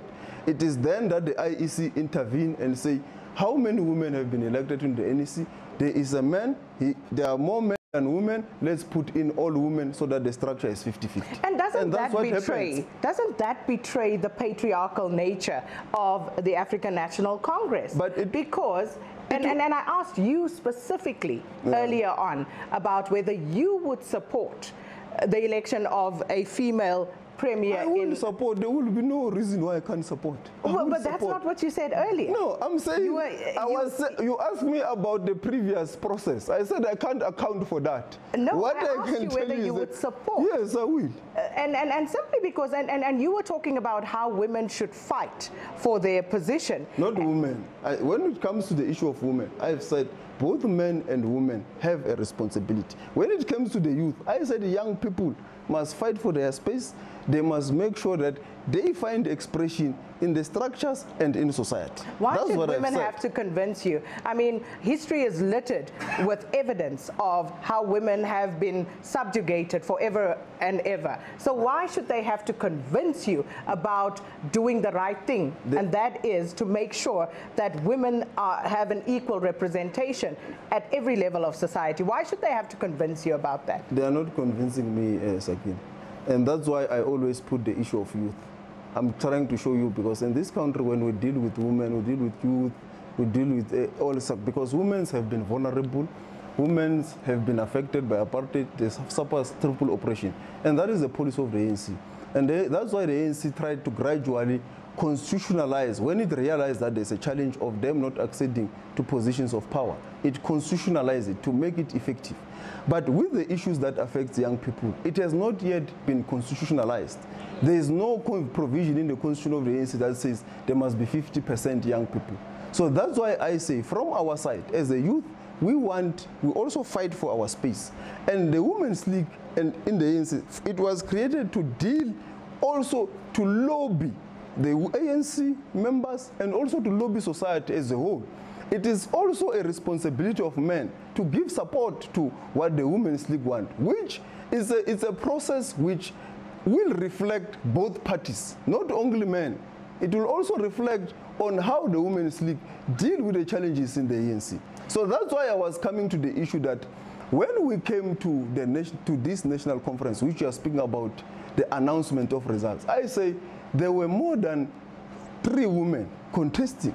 The Women's League had the responsibility on them to support them, not only to choose one, but also men had the responsibility to support, which has happened. And unfortunately, some of them emerged, some did not emerge. So the reality is that we all need to go back to the drawing board to say, there was this challenge, how then do we move forward from this conference to ensure that at least in future there is a fair platform for all women to participate in the ANC structures. But there is also a fair platform for the youth to find a space in the structures of the ANC. Because now when I speak, I must make sure that the ANC reflects the youth of this country, that government and private sector reflect the youth of this country, because they are the majority.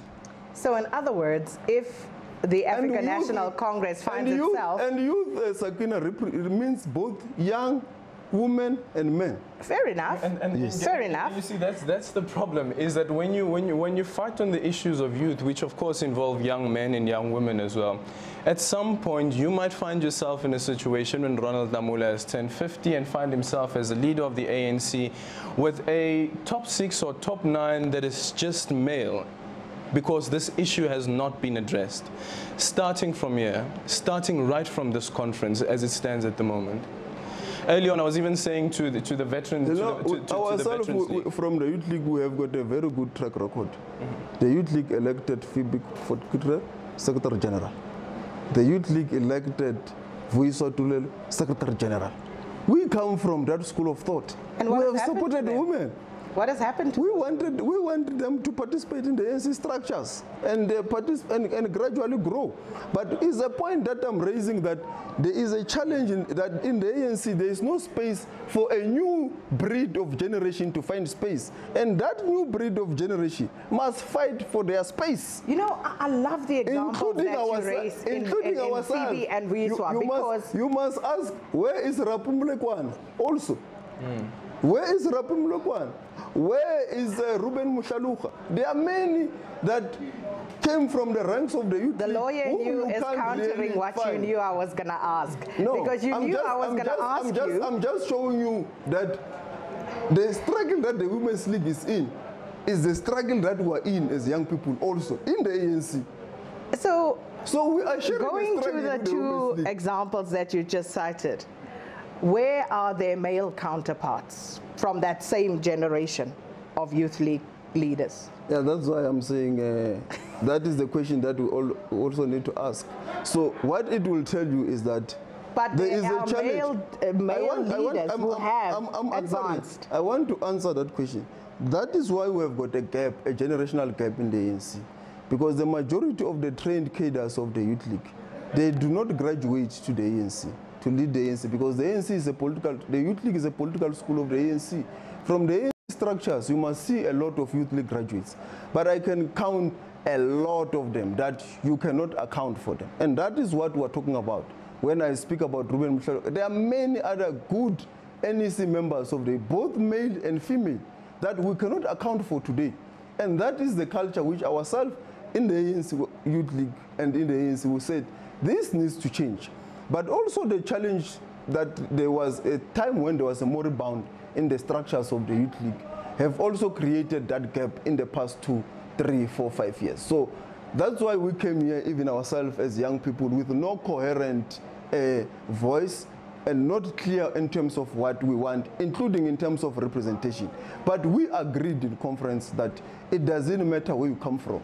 If there is a young person and who we know is a graduate of the Youth League, we must support that person, irrespective of which faction he supported. Let's move on from that for a moment, because speaking of young people, because it is clear that that's what you're absolutely passionate about. Yeah, yes. When it comes to young people, for both young women and men. That's what must be clear, Sakit. That's why I'm telling you that we have produced Secretary Generals in the Youth League. So we are not patriarchal in the Youth League. We are clear. Is, where and we want to have to see it in the ANC. Yeah. I want to see Vuisa Tulela one day be the Secretary General. Who were the other people in the top leadership structure with her? I want to see. Who were the other men in the top structure with her? To give you an example, No, Ronald. Let's focus on this question. Who were the men in that structure with her? I did not in want the leadership. Ronald. I did not want to come to that, but no. Let's go there. The young man has been expelled from the ANC. Ronald, let's go there. Julius has been expelled from the ANC. And who else was there? It was Andile Lungisa. Who else was there? Andile Lungisa. Who else was there? Stephen Ngobeni. Who else was there? Pule Mabe. Who else was there? You want all of them? Abnam Sasa. And I'll tell you why I want to walk through that. We all know where Julius Malema ended up. And I can count all of them. All the men we can track, off the top of my head, I can tell you. You can't. Where is Andile the ones now? that you have mentioned. We know where Andile Lungisa is. We know where Julius Malema is. We know where Pule Mabe is. Kenetso Msanakh is a member of the PC in the Northwest of the ANC. Where's Vuiswa? Vuiswa, she's a consul general in Canada. Is in Chicago. Why did she go there? What did she do politically before she went there? She was the Secretary General of the Youth League. Andile Lungisa is not a member. Maybe he will be elected in this, but I saw him declining. But he's not a member now of either the PEC. He says he wants to go back to PE. Comrade Pule was in the NEC. I hope he will be elected again. Comrade Abnam Sasa is not a member of any structure of the ANC. Comrade Palisa Notse is not a member of any structure of the ANC. Comrade Ntibi Modise is leading a region in the Gauteng of the Youth League.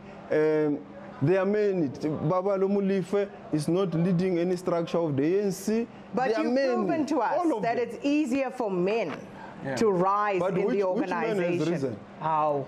Which man? No, you can't be serious, Ronald. I've given you an example. I said, here is Andile Lungisa. He was in the PC, but now he's not there. He's no longer there. Yeah, maybe but that's because of political. Let's go.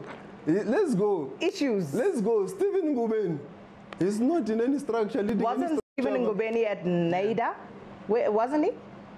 Where was he? Wasn't he at NAIDA? Yes, he was there. Even when he was still in the Youth League. But what is the difference if you want to talk about... The difference is it is infinitely more difficult for women to ascend. But she's a consul general. It's a serious position. That's why I asked you. She's a consul general in Chicago. Okay, I wanted to talk to you about youth unemployment. She's a consul general in Chicago. Let's move to youth unemployment. Was running a position in Comrade Gosa's office at the AU. You've proven the point. But let's talk about youth unemployment. Okay. And youth unemployment is said to be, the most serious ticking time bomb that this country is sitting on right now.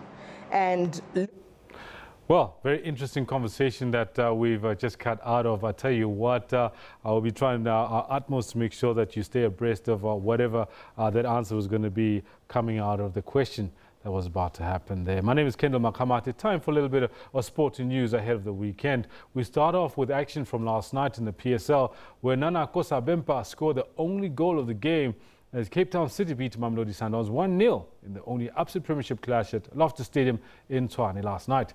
Victory moves the Citizens up to second spot on the log standings, 4 points behind their opponents who finished 2017 at the top of the upset premiership log on 28 points from 14 games. Now, really, it was the Cape side that took the lead in the 27 minutes through Akosa Bempa, the Ghanaian forward, taking advantage of a ball from Omrin Goma for his first goal in City colours. Could be a chance! Oh! There you go, then the confirmation. The Brazilians pressed forward in search of an equaliser. First, it was Persita who called Sage Stevens into action. And then City also had a chance at goal, but failed to hit the target. Tompo Kikana's powerful free kick was saved by the keeper. The visitors came close to doubling their lead 5 minutes later, but Dennis Onyango proved once more why he's considered one of the best goalkeepers in the league with a brilliant save. The visitors held on to maximum points, giving their coach, Benny McCarthy, lots to cheer. I have to commend the Sundowns fans for what I'm seeing here. Like, what a spectacle of South African football.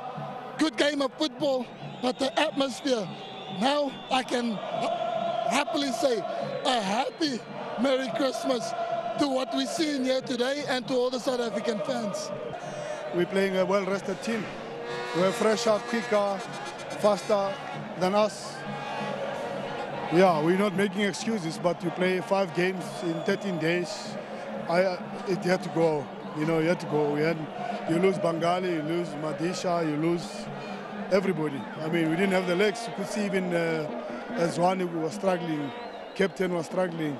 We were not fresh. It's been too many games, but it's okay. We can absorb this one. Which brings us to this part where we look at the log standings as we head into the Christmas break. We start with the top 8, where, as I said a little earlier, Mamelodi Sundowns sit pretty at the top of the log. They're sitting on 28 points, and they've got a really healthy goal difference, having scored 23 and 10 against them.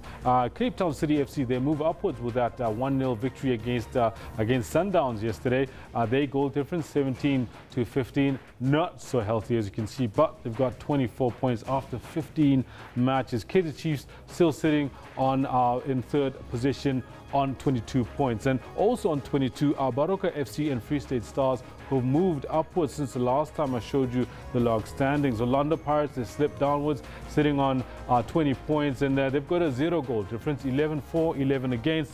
And Chippa United, well, have a look there. They slipped downwards as well, as so has Bloemfontein Celtic. Hopefully, they'll be hoping not to leave the top 8 when we resume the league next year. We'll look at the bottom half of the log. In the bottom half of the log, hopefully, there you go. Bottom half of the log, you can see that quite a lot has been happening there as well. 18 points for Maritzburg United, as well as Golden Arrows, who slipped out of the top 8. And Supersport United, they're in action tonight, and they've got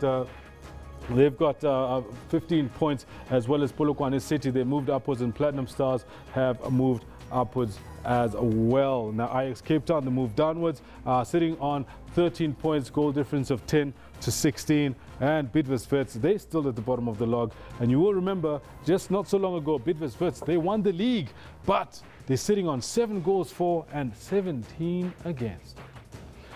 Now, Atletico Madrid have reported Barcelona to FIFA for an illegal transfer approach for Antoine Griezmann.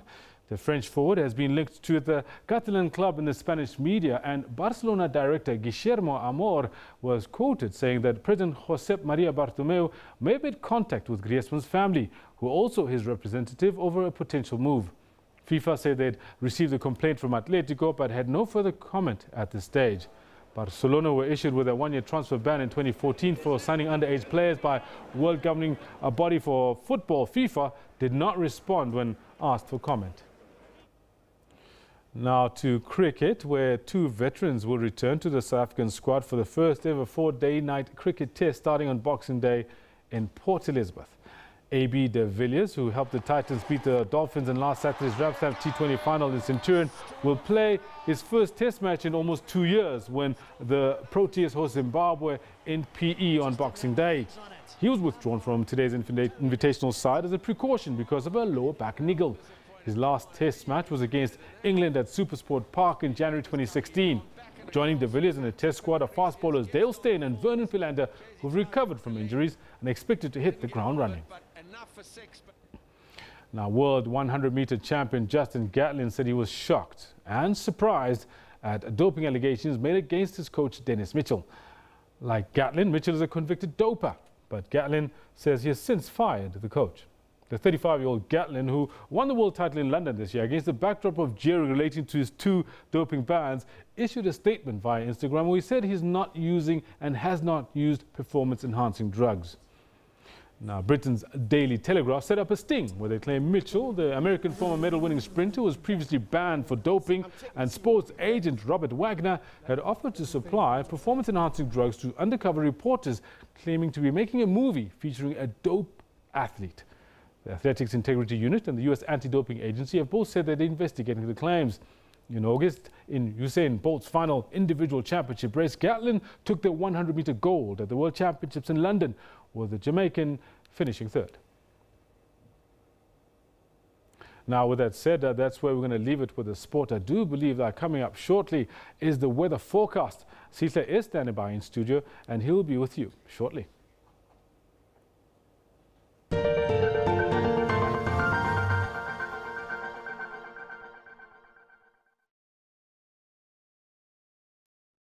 Oh, thank you very much, Kendall. Let's take a quick look at your weather. Starting off with the African continent, we see some cloudy weather here in Zambia, going towards the DRC in northern parts of Angola. In the southern parts, we did see clear skies this morning, especially over the western parts of Western Cape and towards the interior. But over the west, over the east, we're seeing scattered showers today in the northwest province, including Gauteng, for later on this afternoon, while heavier showers are expected in the central and towards the northern parts of Mozambique and towards Zambia, and of course here over northern Angola. We do see those heavier showers for later on today, and tomorrow we still see the showers coming back towards the central parts of the northern Cape, so do be wary of those. Looking at your temperatures later on, you see that Uppington is scorching at 40 degrees and Dara 32. It is generally hot over the central parts, while cooler to warm conditions expected over the eastern part of the country, while when you look at Cape Town, still expecting highs of 29 and Springbok at 37 for today. Further north, we still see those scattered showers in places like Beitbridge and Windhoek at 30 degrees today. Harare peaking at 27, generally just partly cloudy conditions over Zimbabwe, while over Madagascar expecting Mahajanga to peak at 32 with hotter temperatures, while the rest of the island sees warm temperatures. Now coming back to our Central African Republic, we're seeing Kigali at 21, cooler conditions there as compared to the previous days, while in places like Nairobi, we've got a high of 24 degrees Celsius for today. And looking at the western parts, we do see that some rainfall here in Kinshasa and Brazzaville, continuing after it has been for quite some time now, and especially here in the northern Angola, we do see some showers for heavier showers than we did see, and hotter temperatures expected over the Central African Republic. Bangui is peaking at 40 degrees. That's for today and Wednesday. And looking at further north, we do see continued rains here along the northern coastline, while on in West Africa we see again some showers here and clear skies over much of the desert, all through towards the coastal areas in Dakar, seeing clear skies and even hotter temperatures.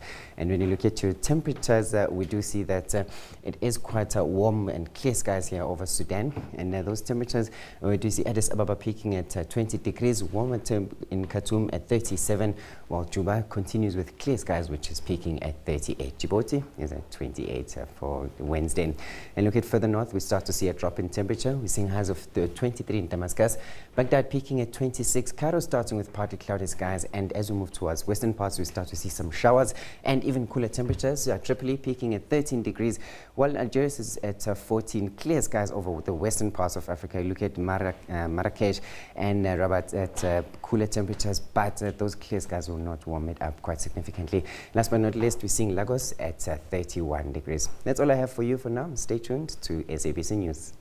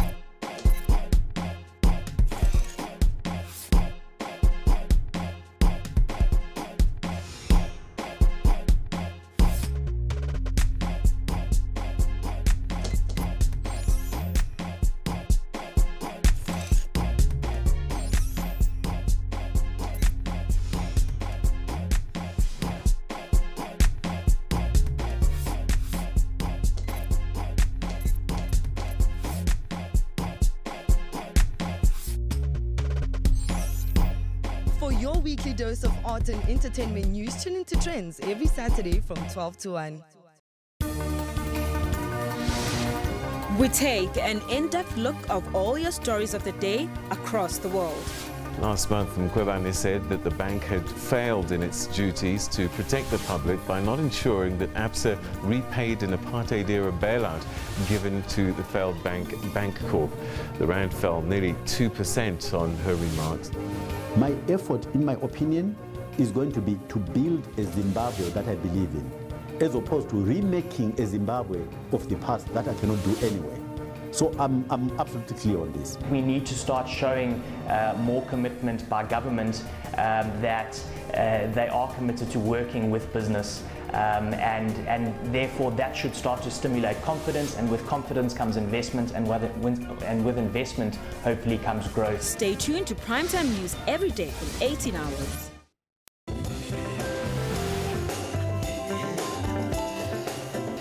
A very good morning to you, and thank you so much indeed for choosing Morning Live. But I want to know the basic thing. Griselda Lewis, SABC News, in Parktown, Johannesburg. Zimbabwe, Mzwandile Mbeje, SABC News, Luanda, Angola. Let's take a look at your market indicators.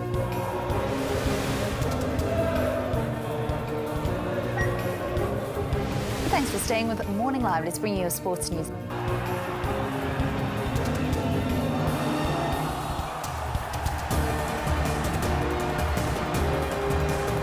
Let's take a look at your satellite image.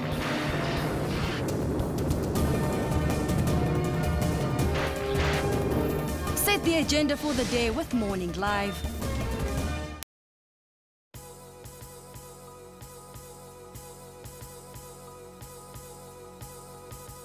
We're shooting a campaign. We're telling genuine stories from real people that have been affected by the SABC. It's also interesting to get the backstory in terms of their dreams to be on screen and eventually getting the pleasure to do that. And understanding that they're communicating on a platform that speaks to millions of people. It speaks to how the SABC can fulfill its mandate. The SABC represents the opportunity for so many young South Africans, for old South Africans, to be able to look at the world that they may not experience any other way. People should continue to pay their TV license because it allows the SABC to bring quality programming. The TV license is really part of the lifeblood of the channel and the corporation. When you're listening to your favorite jams, you're listening to your favorite radio DJ, you must know that you made it possible by paying your TV license. It's such a holistic process that goes into TV licenses. It's not only one part where we say South Africans have to pay for TV licenses. You pay a TV license because you get so much value out of it, and that's the content that you get every single day on the SABC platforms.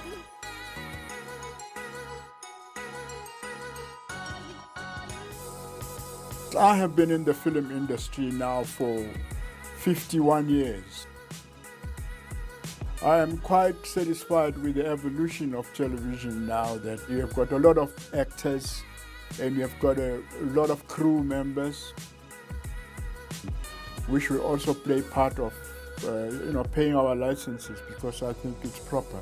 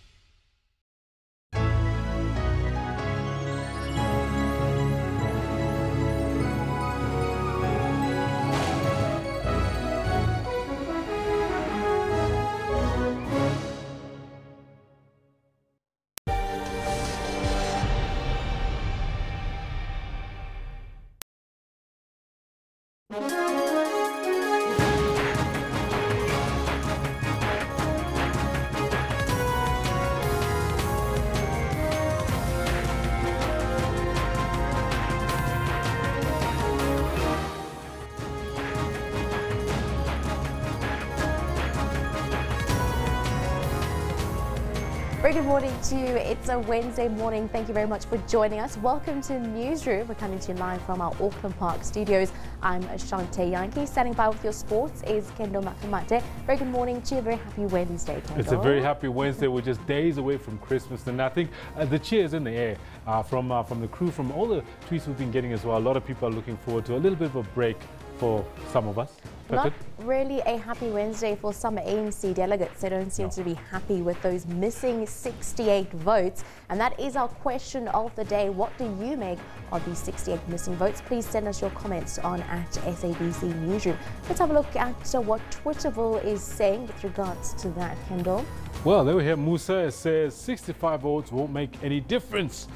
Well, it actually does, Musa. They better support the new leadership of the ANC. But that's also the other flip side of the coin. Support the elected leadership or argue the missing votes. Definitely. ANC lack transparency, why media coverage is limited. The plan was to rig behind closed doors. That was coming in there from Mpo.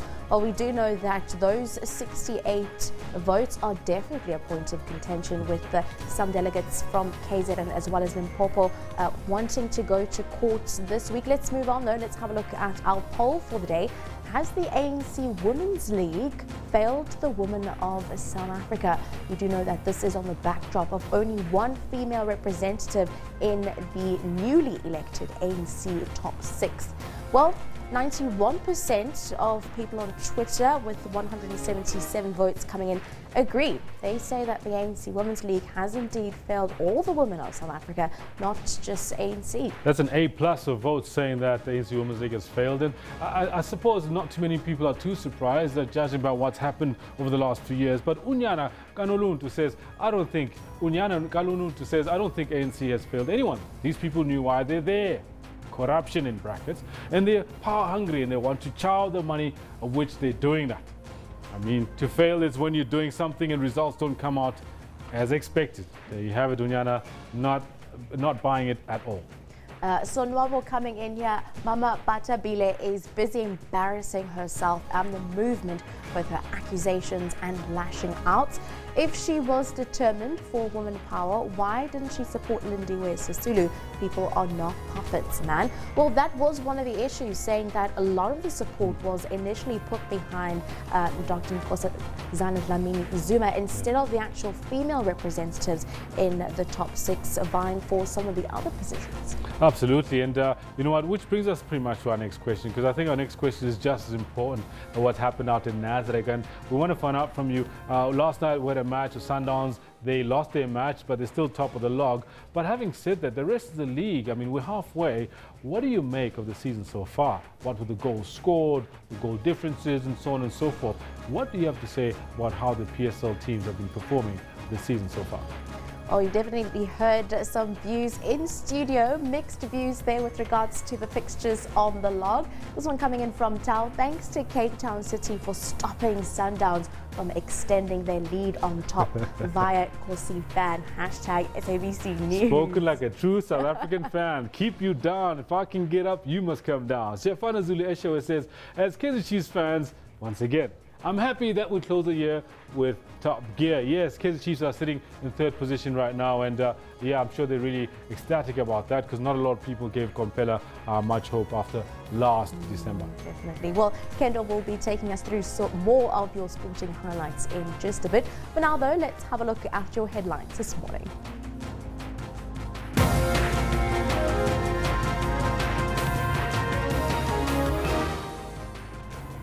Well, the ANC is facing a court challenge as Senzo Mfunu's supporters instruct their lawyers to file papers after more than 60 votes were uncounted. Newly elected ANC President Cyril Ramaphosa will deliver his inaugural speech after the announcement of the results of the election members of the National Executive Committee today. The NPA says it's confident that Oscar Pistorius' constitutional court bid to overturn his 13-year murder sentence will be dismissed. Standing by with your sports, Kendall, what can we expect this morning? Hey Shante, thank you very much. Good morning to you. We're literally covering what's been happening overnight as well as looking forward to what's happening this afternoon. This is what we've got for you in the sports today. commend the Sundowns fans for what I'm seeing here. Like, what a spectacle of South African football. Good game of football, but the atmosphere. Now I can happily say a happy Merry Christmas to what we're seeing here today and to all the South African fans. Mamelodi Sundowns' 4-match unbeaten streak came to a crashing halt last night as Cape Town City stole a win in the capital and climbed up to second on the log. We're playing a well-rested team. We're fresher, quicker, faster than us. Yeah, we're not making excuses, but we play 5 games in 13 days. There it goes towards the... AB de Villiers gets withdrawn with injury from the South African Invitational 11 to play Zimbabwe as fellow legend Dale Steyn finally makes his comeback to a Proteas starting 11.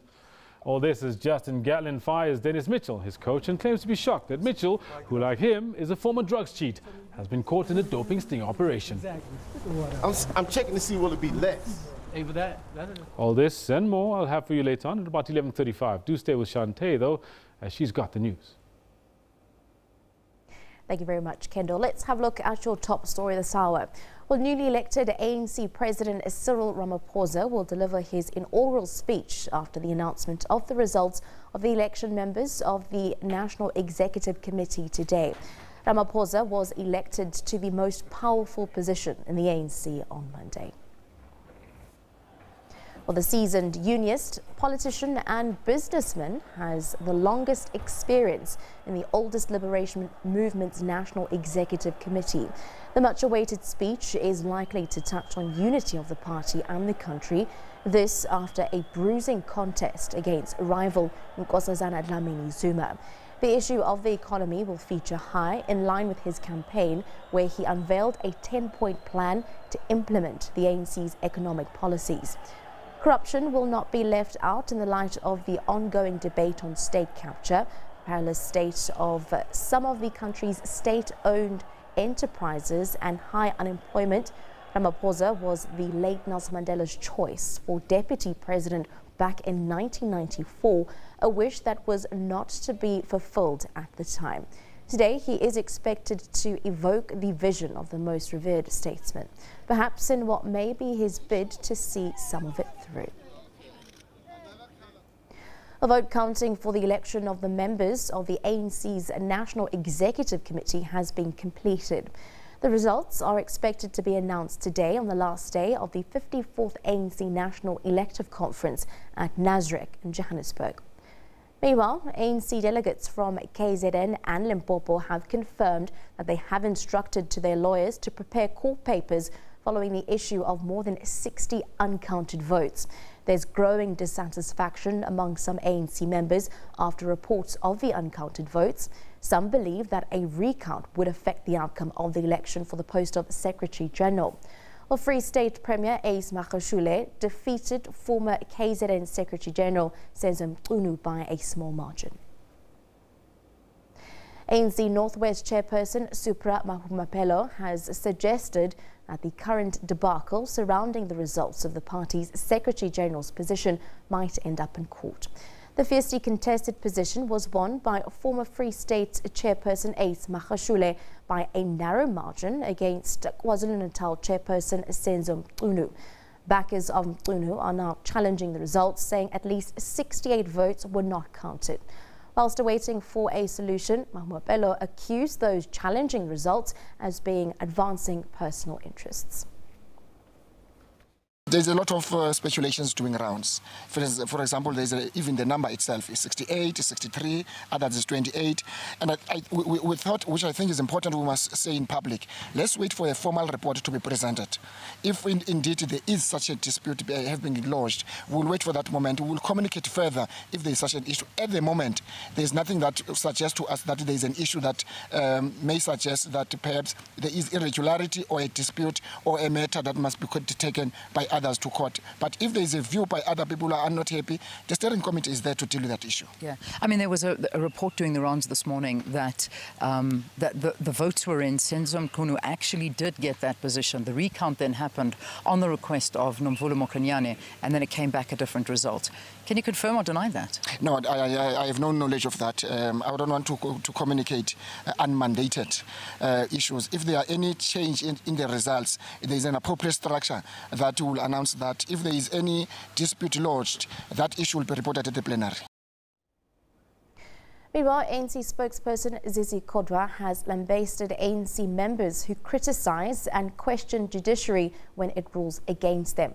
Kodwa says when the ANC courts direct the ANC to do what it was supposed to do, members should respect the court's judgment. Or former ANC President Jacob Zuma, in his last political address to the National Electoral Conference, accused the judiciary of being biased and taking sides.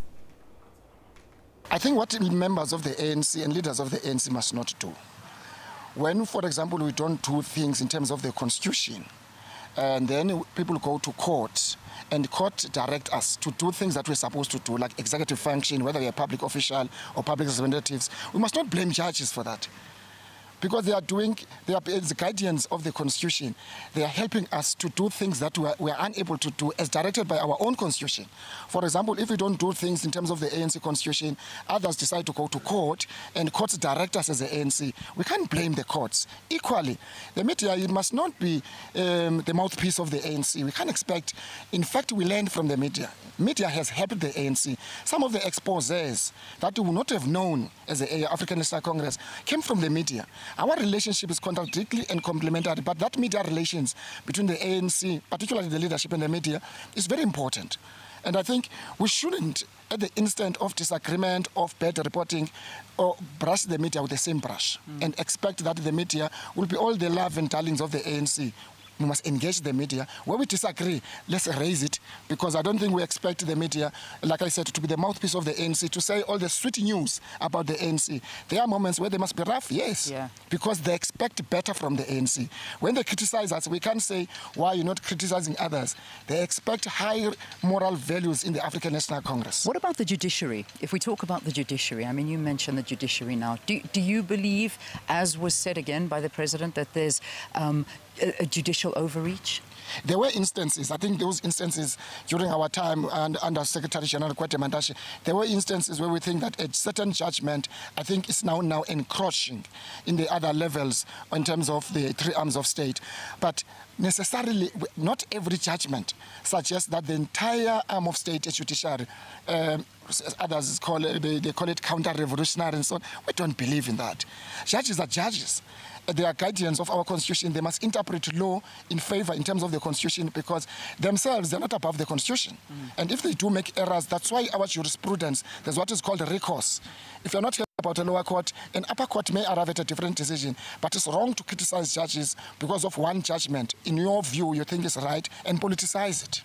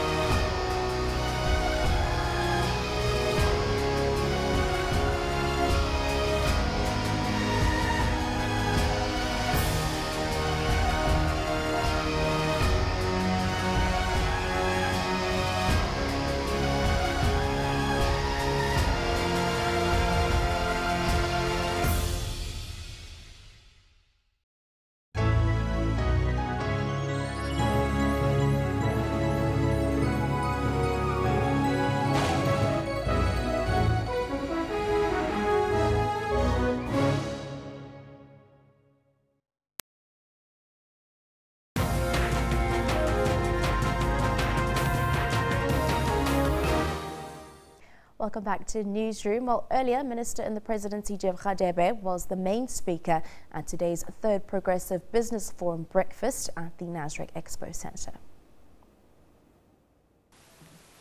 In September this year, as South Africans, we celebrated the 5th anniversary of the adoption of our National Development Plan.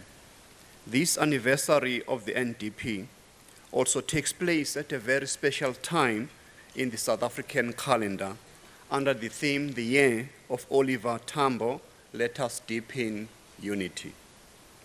We must assiduously forge ahead and deliver on the mandate that our people gave us and bring about the necessary step change in the socio-economic conditions of our people.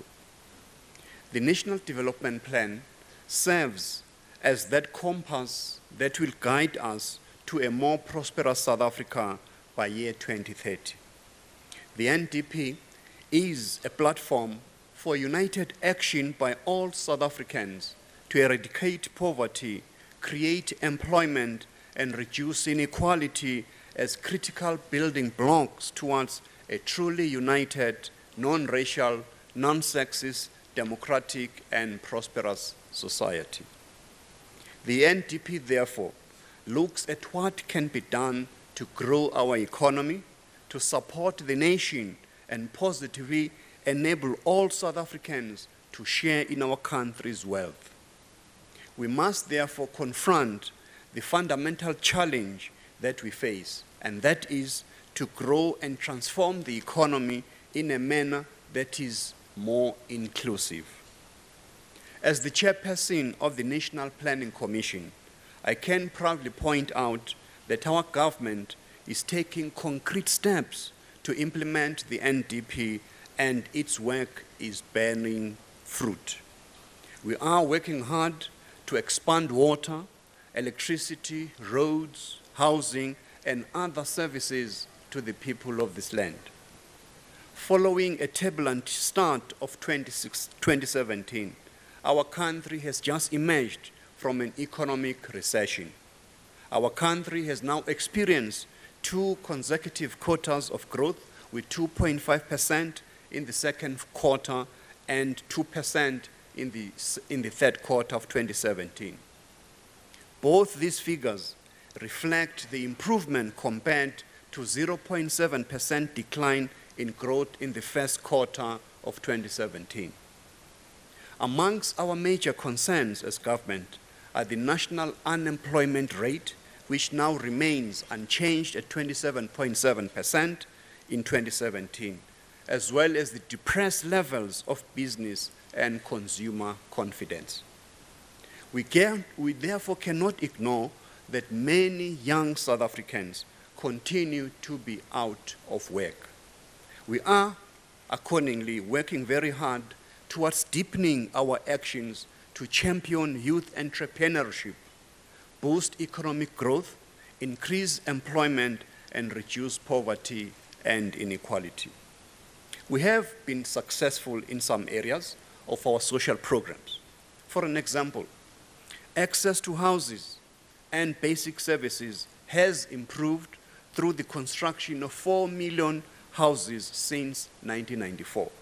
We have increased connections to electricity to 95% of all households in our country, and piped water to 85% of our households. The health status of South Africans continues to improve. Evidence from Statistics South Africa points to the fact that the total life expectancy at birth has increased from 62.9 years in 2014 to 60 to 64 years in 2017. An effective response to HIV and AIDS and tuberculosis is being maintained, with a total of more than 3.9 people who are living with HIV and AIDS who are now being retained on antiretroviral drugs.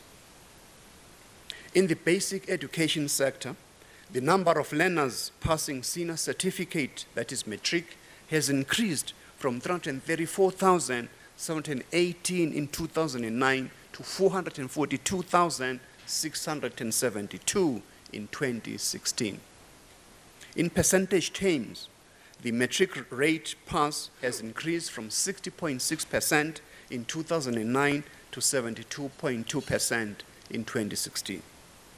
We are, of course, on a positive trajectory, as can be seen in the international comparisons through the South and Eastern African Consortium for Monitoring of Educational Quality, the SACMEC, and the trends in international mathematics and science. In addition, Operation Pakisa through the Oceans Economy Delivery Laboratory has been able to unlock a total of 24.5 billion rand worth of investment, both from the private and the public sector, creating 6,517 jobs thus far. Ladies and gentlemen, despite the economic recovery in the second and third quarter, as I've just said, this is far from optimal level of growth that is required to turn around increasing levels of poverty and high unemployment. The economic environment remains challenging.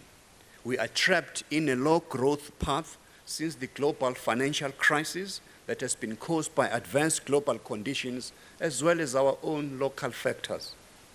All these conditions have seen a continued decline in investor confidence. Our total investment is now below 20% of our GDP, down from 23.5% in 2008. To achieve the goals of the NDP on growth and employment, we require consistent investment of between 20 and 25% of the GDP. But we are implementing a number of confidence-boosting measures to reignite investment into our economy. This was announced, as we all know, in July by our Minister of Finance to support the implementation of the NDP. Infrastructure development as well is a critical pillar of economic growth, both in the short, medium to long term. Increased investment and partnership with government and state-owned companies is daily needed to drive growth in economic and social infrastructure. Government strategic infrastructure projects include massive integrated road and water infrastructure in Limpopo, for an example, the improvement in the movement of goods between Durban, Free State, and Gauteng. The plan also includes boosting industrial and agricultural development and export capacity of the Eastern Cape, as well as expanding that province's economic linkages with KwaZulu-Natal, as well as with the Northern Cape.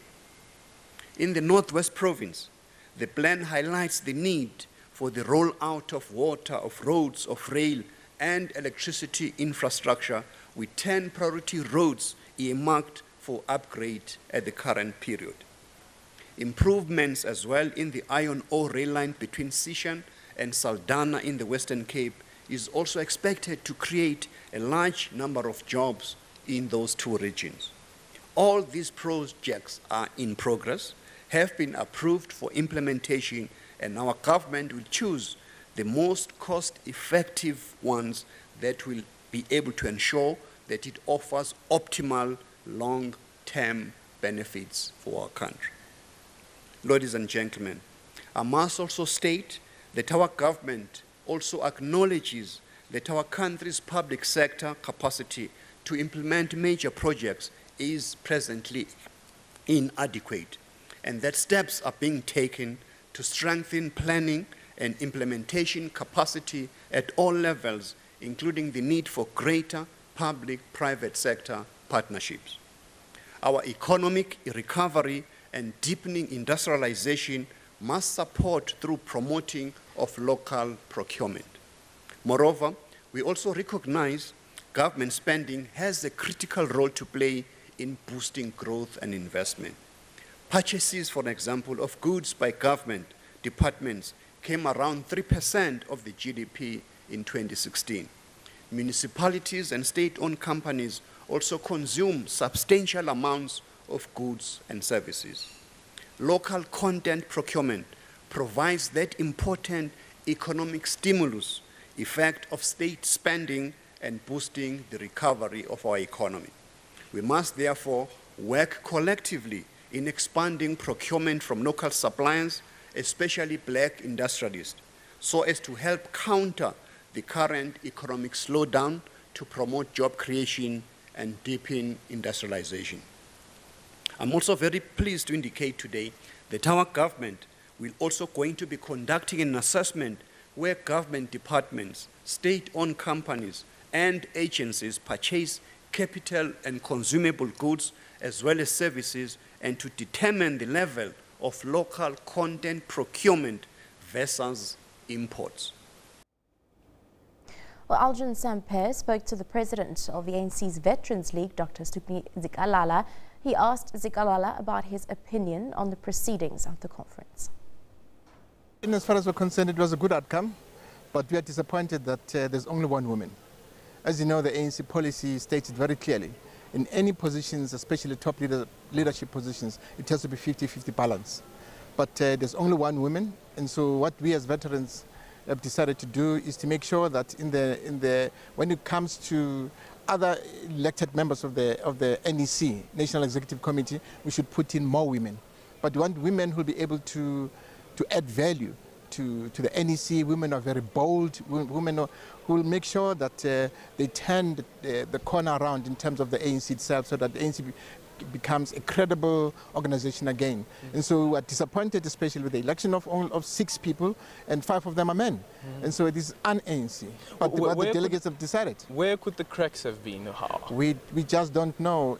Especially with these elections, women are the biggest losers. Yeah. And so it's really, really unfortunate that this happened. This is not the ANC that we know, and the delegates have decided. But what it shows that there should be more political education amongst our people, so that we elect women in all senior positions. But women will be able to add value to the ANC's constitution. Certainly capable leaders. Even President Jacob Zuma, when he opened this conference, mentioned quite specifically how encouraged he was that there were 3 women who were running for the position to become ANC president, and none of them emerged, not even as deputy president.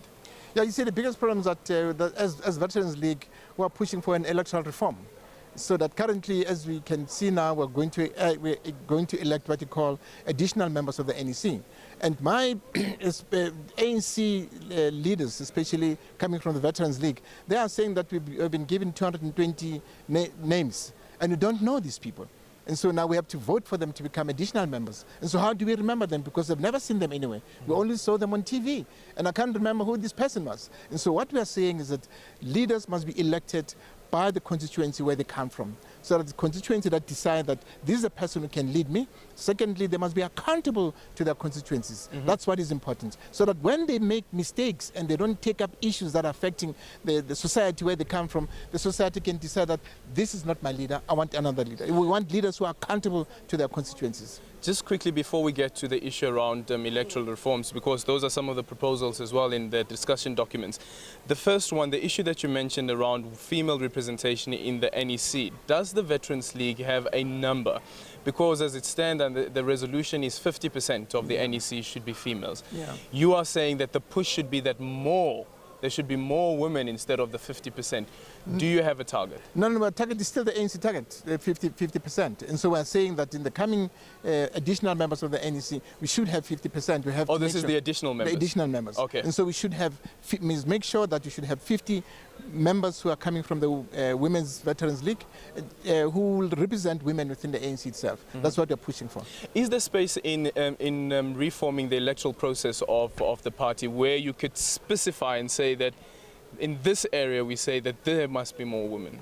Well, the space is there. The space is there within the ANC itself, but that's why it's important to change the electoral system, so that in each and every branch, people must know that when we elect leaders, 50% of them should be women. That is cast in stone within the ANC documents, and so that needs to be... Isn't that the current procedure, that every branch, when they nominate 50-50? It's a current procedure. Okay. It's a current procedure, but it's not been implemented, which we are disappointed with. How so? I don't understand. How is it not implemented? Well, it's because you could see what the outcome here. You see, because when people voted for the top 6, they did not take into consideration the women. They only took into consideration one woman, which is unfair. And so what we are saying is that once we have the electoral reform that is going to change, leaders who come from society who are elected by society, they are the ones who will come in as leaders of the ANC.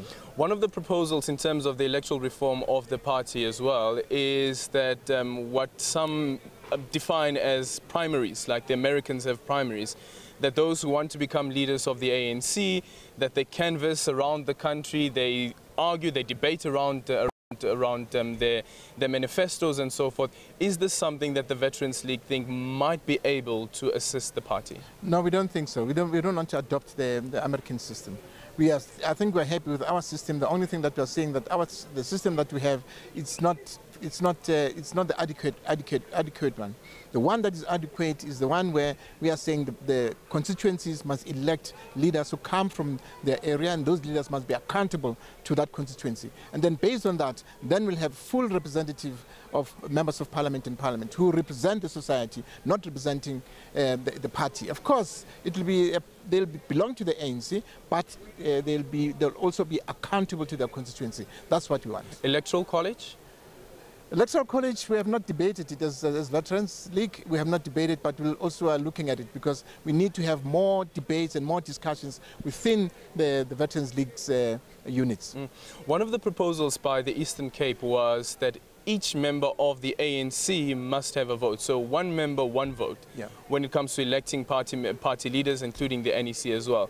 Is this a way that the Veterans League think that might deal with the issue of vote buying, vote rigging and so forth? Yeah, that we truly support, because as we have seen that most of the people are coming from Mpumalanga, they said they were given pocket money so that they can vote accordingly and so that they should not be bribed. That's what it was said. Some of them, we saw them on TV. We're saying that's unacceptable.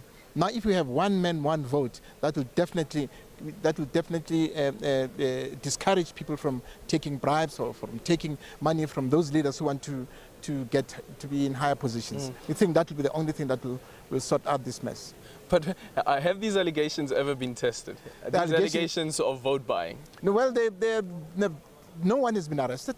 And that's the strange thing, because every year the ANC raises the same issue, that there's vote buying, there's vote rigging, but more specifically that there are cars that would come to the conference and there'll be money bags, but nobody has ever been arrested and nobody has ever been taken to task with regards to this? Yeah, it's true, it's true. They remain allegations. But what we are saying is that if our leadership was sincere, they could have gone to those people who were given money in Mpumalanga. They showed money, they said we're giving money as pocket money, so that we are not bought when we come to the conference. That's unacceptable. And so I think the ANC leadership must investigate those allegations and take action. What's the role of the NDC in this one? The National Disciplinary Committee, well, when allegations like this come to the fore? They have to investigate whether this is true or not.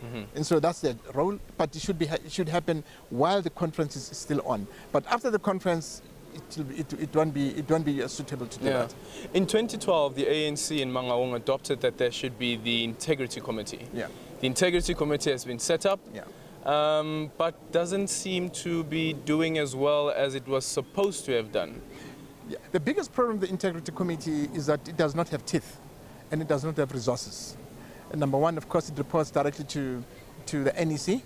And we as veterans had a discussion yesterday about how we can reinforce the Integrity Commission and make it to be respected by everybody. Because integrity, and also that decisions of the Integrity Committee are final. They cannot be argued by anybody. And so that's our recommendation. And so as Veterans League, we want an integrity committee that is independent, that is well-resourced, and its decisions should be final. But the NGC already took that decision, didn't it? Well, we want that to be implemented, because some of members of the integrity committee were telling us that some of the leaders said, I'm not going to listen to what you say. And so they packed and left. It's even in the organizational report of the SG, or the former SG now, Gwede Mantashe, where he mentioned that I think there were about 12 or 13 cases, but of those cases, at least 3 comrades did not adhere to the decision that has been taken by the Integrity Committee. In that case, what must then happen? Well, you see, we need a very, very strong NEC. We need an NEC that is not full of people who are employed by the state, because then there's patronage. That is why we as Veterans League are saying 60% of members of the NEC should not be employed by the state, because the person who has employed you, immediately when you oppose him in the meetings of the NEC, he'll take bread out of your mouth. And so we are saying members of the who are members of the NEC should not be full-time functionaries of government. One of the other proposals with regards to the Integrity Committee was that it should be a constitutional body, meaning that it is a constitutional body. That well, it's not in the constitution of the ANC. It has to be put in the constitution. It has to be put in the constitution of and the proposal was that the members of the Integrity Committee should be elected at conference instead of being appointed by the NEC, because there has been a feeling that the NEC tends to interfere with the work of the Integrity Committee. Well, that's a proposal that is on the table. We'll see exactly what the conference comes out with. Do you think that would work? If they get elected. Because you might just get an outcome like this, for instance. You might just get an outcome where it is slate again. Yeah. It's another body that could be subjected to a slate politics. Yeah, well, let's debate it. Well, let's discuss it. But I think it will be impossible for it to be elected by conference. When it's appointed by members of the NEC, because you're appointing elders of the ANC, you know, it's not anybody. Appointing elders of the ANC, people who have got more than 50 years of unbroken service to the ANC, and people who have over 60 years of age, people who have got nothing to lose. And so those are people who are credible and who can be able to take any leader to task who undermines There are some cynics in the former ANC. If you were to speak to them right now and say that they are veterans of the party who would be leading, for instance, the Integrity Committee, and they'd say that if you look at what happened with the 101 formation, it's quite clear that even the veterans within the party have their own feelings and say when it comes to the leadership of the president. Some have called for the president to resign. So are they really impartial? Can you really expect them to be impartial? No, they have to be impartial. You have a person like Mendim Smang, he's very impartial. We have Yvonne Mutien, she's very impartial. And if you talk about stalwarts, 101 stalwarts, they are very impartial. The only thing that 101 stalwarts came about, it was because the ANC leadership that is in there, they were afraid to take our president head on. And the NEC was too powerful. That is why there was what we call gatekeeping within the ANC. Now that the Veterans League has been formed, and all members of the 101 have now to become members of the Veterans League, because you can't fight the ANC from outside. You have to make sure that you bolster the ANC from within, you bring in people with critical minds and people who can be able to challenge wrong things within the ANC. People are not employed by government. The biggest problem is that when you get into these top structures, you get employed by government, then from there you depend entirely on government salary, government pegs, then it's patronage. And so that is why it's important that those who are in are people who are independent financially and independent psychologically. Should this conference also discuss the powers of the NEC? The powers of even recalling a president? Should the NEC have that power? The NEC does have that power. But should it? No, but why should you see the biggest problem we have with our own organization, it has got the best policies. But the biggest problem that we have again is that these policies are not implemented. We have the best policies in the whole world. Everything that we discussed here at this conference was discussed before. But when it comes to implementation, it's zilch. Tell you why I asked this question. Because let's say a couple of months ago, if you had spoken to Gwede Mantashe about the recall of President Jacob Zuma, he would have made the argument that it was much better, or easier rather, to let go of Thabo Mbeki at the time back in 2008, because Thabo Mbeki was just the president of the country. The difference with President Jacob Zuma was that President Jacob Zuma was not just the president of the country, but the president of the ANC. And that's the reason that I asked that whether the NEC should have the power to recall a sitting president of the party. You see, the ANC, NEC can recall, because the president of the ANC now is the president of the country. Now, immediately, if you are saying you're recalling the president of the ANC, you recall him. And then from there, he's no longer president of the ANC, he's the president of the country. Now, when he's the president of the country, then because he represents the party interest in government, then you can recall him as the president of the country. No, so I don't buy that argument from Gwede at all. Just in closing very quickly, the issue around the 68 votes, the 63 votes, does the Veterans League have any take on it? What should happen now? Should there be a rerun of the votes or recount? Well, what we did as Veterans League, we discussed this matter this morning, and we went to the Electoral Commission, Cindy Sompenyana, we asked him exactly what is happening, and then he said to us this morning that the steering committee is dealing with it. And so he has left it up to the steering committee. The steering committee will brief us later on, because what we said, we don't want this conference to collapse. We don't want to disappoint society, and we want to come out, ANC to come out very strong, and the country to be strong. Because what is important for us is that when the ANC is strong, the country will be strong, unemployment will be reduced, better education will be there for our kids, and at the same time, you'll have a very strong economy. Our economy is in a terrible situation, and so we want a very, very strong ANC to come out of here. We don't want this conference to collapse at all.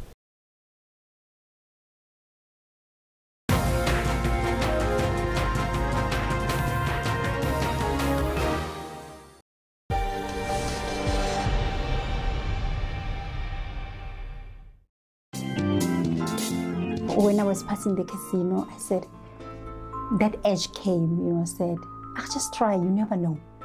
You might go home with 80,000, times 4 the amount that you have. And that stupid day, I lost all my money. Never allow glamorous lifestyles to push you beyond your means. The awakening moment was that 2007, when I left my children alone. I realized this is hurting me. Ask for professional help if gambling is controlling you. Know when to stop. I faced reality that, what, for you there's no quick reach, so you just have to work hard. So it's gone. For all your uplifting stories, catch Bupilong every Friday at 17:30. We Cross Live, give updates and cover sport. The observer missions, what are they saying?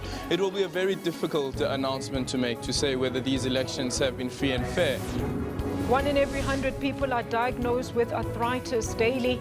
In an effort to raise awareness, a handful of elderly women, they took to the streets of Soweto to stretch their fight against the ailment. Western Province upset the Sharks by 33 points to 21 to be crowned the 2017 Currie Cup champions at the Kings Park Stadium. In Durban.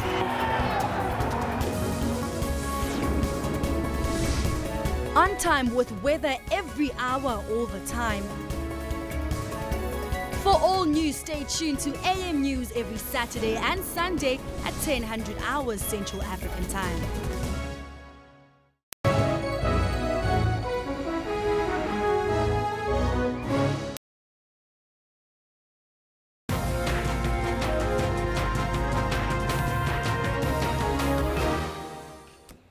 A hearty welcome back. My name is Kendall Makhamati. It is time for a little bit of sport. The time has just hit, more like 16 minutes to 12 o'clock. And it's time for a little bit of sports. We start off with some news from the PSL, where Nana Akosabempa scored the only goal of the game as Cape Town City beat Mamelodi Sundowns 1-0 in the only premiership clash at Loftus Versfeld in Tshwane last night. Victory moves the Citizens up to second spot on the log standings. That's 4 points behind their opponents, who finished 2017 at the top of the absolute premiership log on 28 points from 14 games. The Cape side took the lead in the 27th minute through Akosabempa, the Ghanaian forward, taking advantage of a ball from Aubrey Ngoma for his first goal in City colours. Could be a chance! Now the Brazilians pressed forward in search of an equaliser. First it was Persita who called Sage Stevens into action. And City also had a chance at goal but failed to hit the target. Now, straight after that, Hlompo Kekana's powerful free kick was saved by the keeper. The visitors came close to doubling the lead 5 minutes later, but Dennis Onyango proved once more why he's considered one of the best keepers in the league with a brilliant save. The visitors held on to maximum points, giving their coach, Benny McCarthy, quite a lot to say, and he was also even had time to celebrate the Mamelodi Sundowns fans. I have to commend the Sundowns fans for what I'm seeing here. Like, what a spectacle of South African football. Good game of football, but the atmosphere, now I can happily say a happy Merry Christmas to what we're seeing here today and to all the South African fans. We're playing a well-rested team. We're fresher, quicker, faster than us. Yeah, we're not making excuses, but you play 5 games in 13 days. It had to go. You know, you had to go. You lose Bengali, you lose Madisha, you lose everybody. I mean, we didn't have the legs. You could see even Zwani was struggling, captain was struggling. We were not fresh. It's been too many games, but it's okay. We can absorb this one. All right, now we want to have a quick look to see to what's happening in the log standings as we head into the Christmas break. We've got the log standings that were prepared for you before we get to this story about how Atletico Madrid and Barcelona are loggerheads with regards to Antoine Griezmann. But let's have a look see at the log standings. As you can see with the log standings in the PSL, top 8.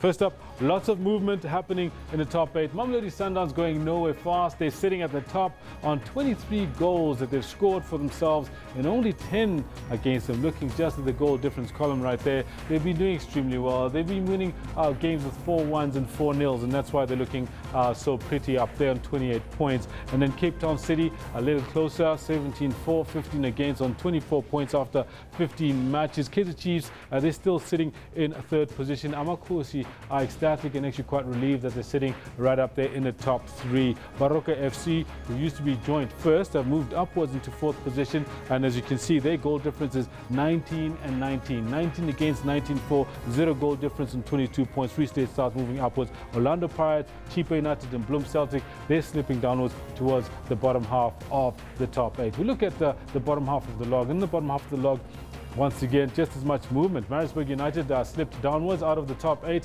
They're sitting on 18 points, having scored 12 and 8 against. And the Golden Arrows, they slipped downwards as well. You remember for the longest time, Golden Arrows were right at the top of the log after 10 matches. I think 10 rounds, they were sitting right up there. But they hadn't won that many matches. SuperSport are in action tonight. Amazulu FC on 15 points alongside SuperSport United. Polokwane City moving upwards on 15 as well as Platinum Stars, who are moving out of the basement area. Platinum Stars have had a fairly dismal goal-scoring record this season. They've only scored 9 goals and had 15 scored against them. Ajax Cape Town slipping downwards. And who can say what's happened with Bidvest Fits, because just a few months ago they still are the defending league champions, but looks of it, they're not going to be able to do much good to their defense of that title come next half of the season.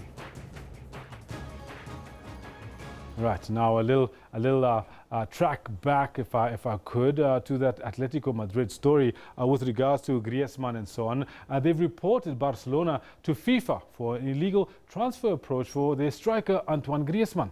The French forward has been linked with a Catalan club in the Spanish media, and Barcelona director Guillermo Amor was quoted saying that President Josep Maria Bartomeu may have made contact with Griezmann's family, who are also his representatives, over a potential move.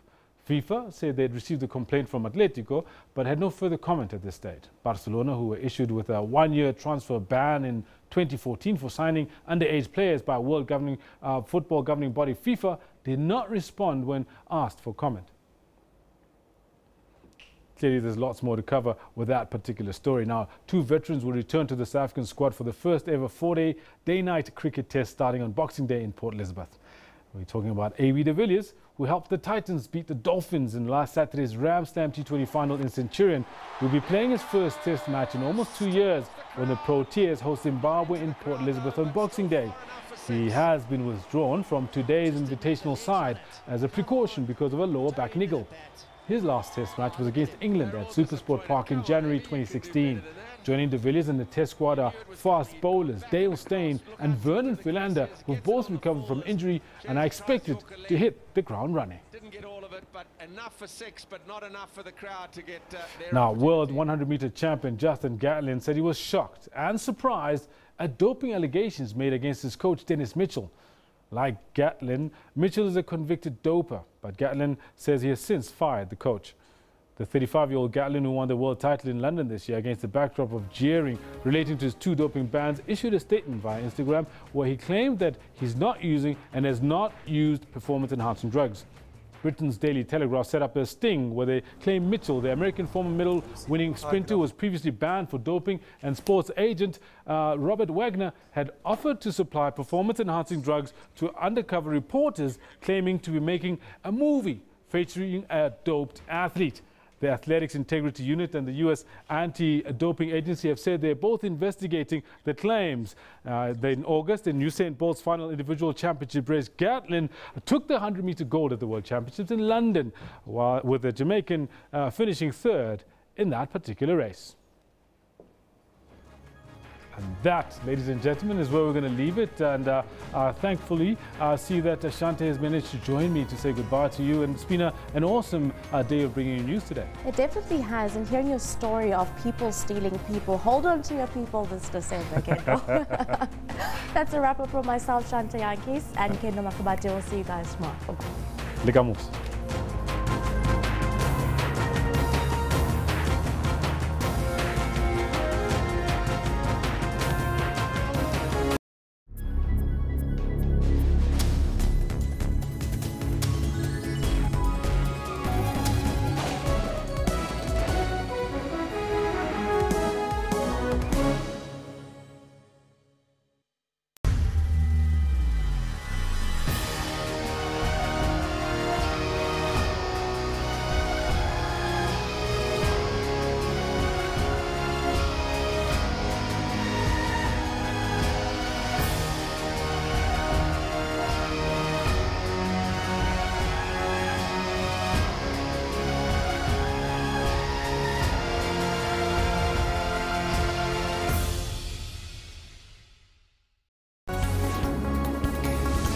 We cross live, give updates and cover sport. The observer missions, what are they saying? It will be a very difficult announcement to make, to say whether these elections have been free and fair. 1 in every 100 people are diagnosed with arthritis daily.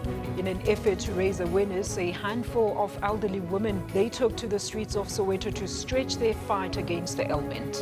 Western Province upset the Sharks by 33 points to 21 to be crowned the 2017 Currie Cup champions at the Kings Park Stadium. In Durban.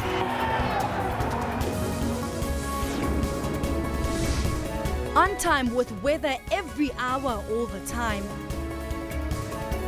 For all news, stay tuned to AM News every Saturday and Sunday at 10:00 hours Central African Time.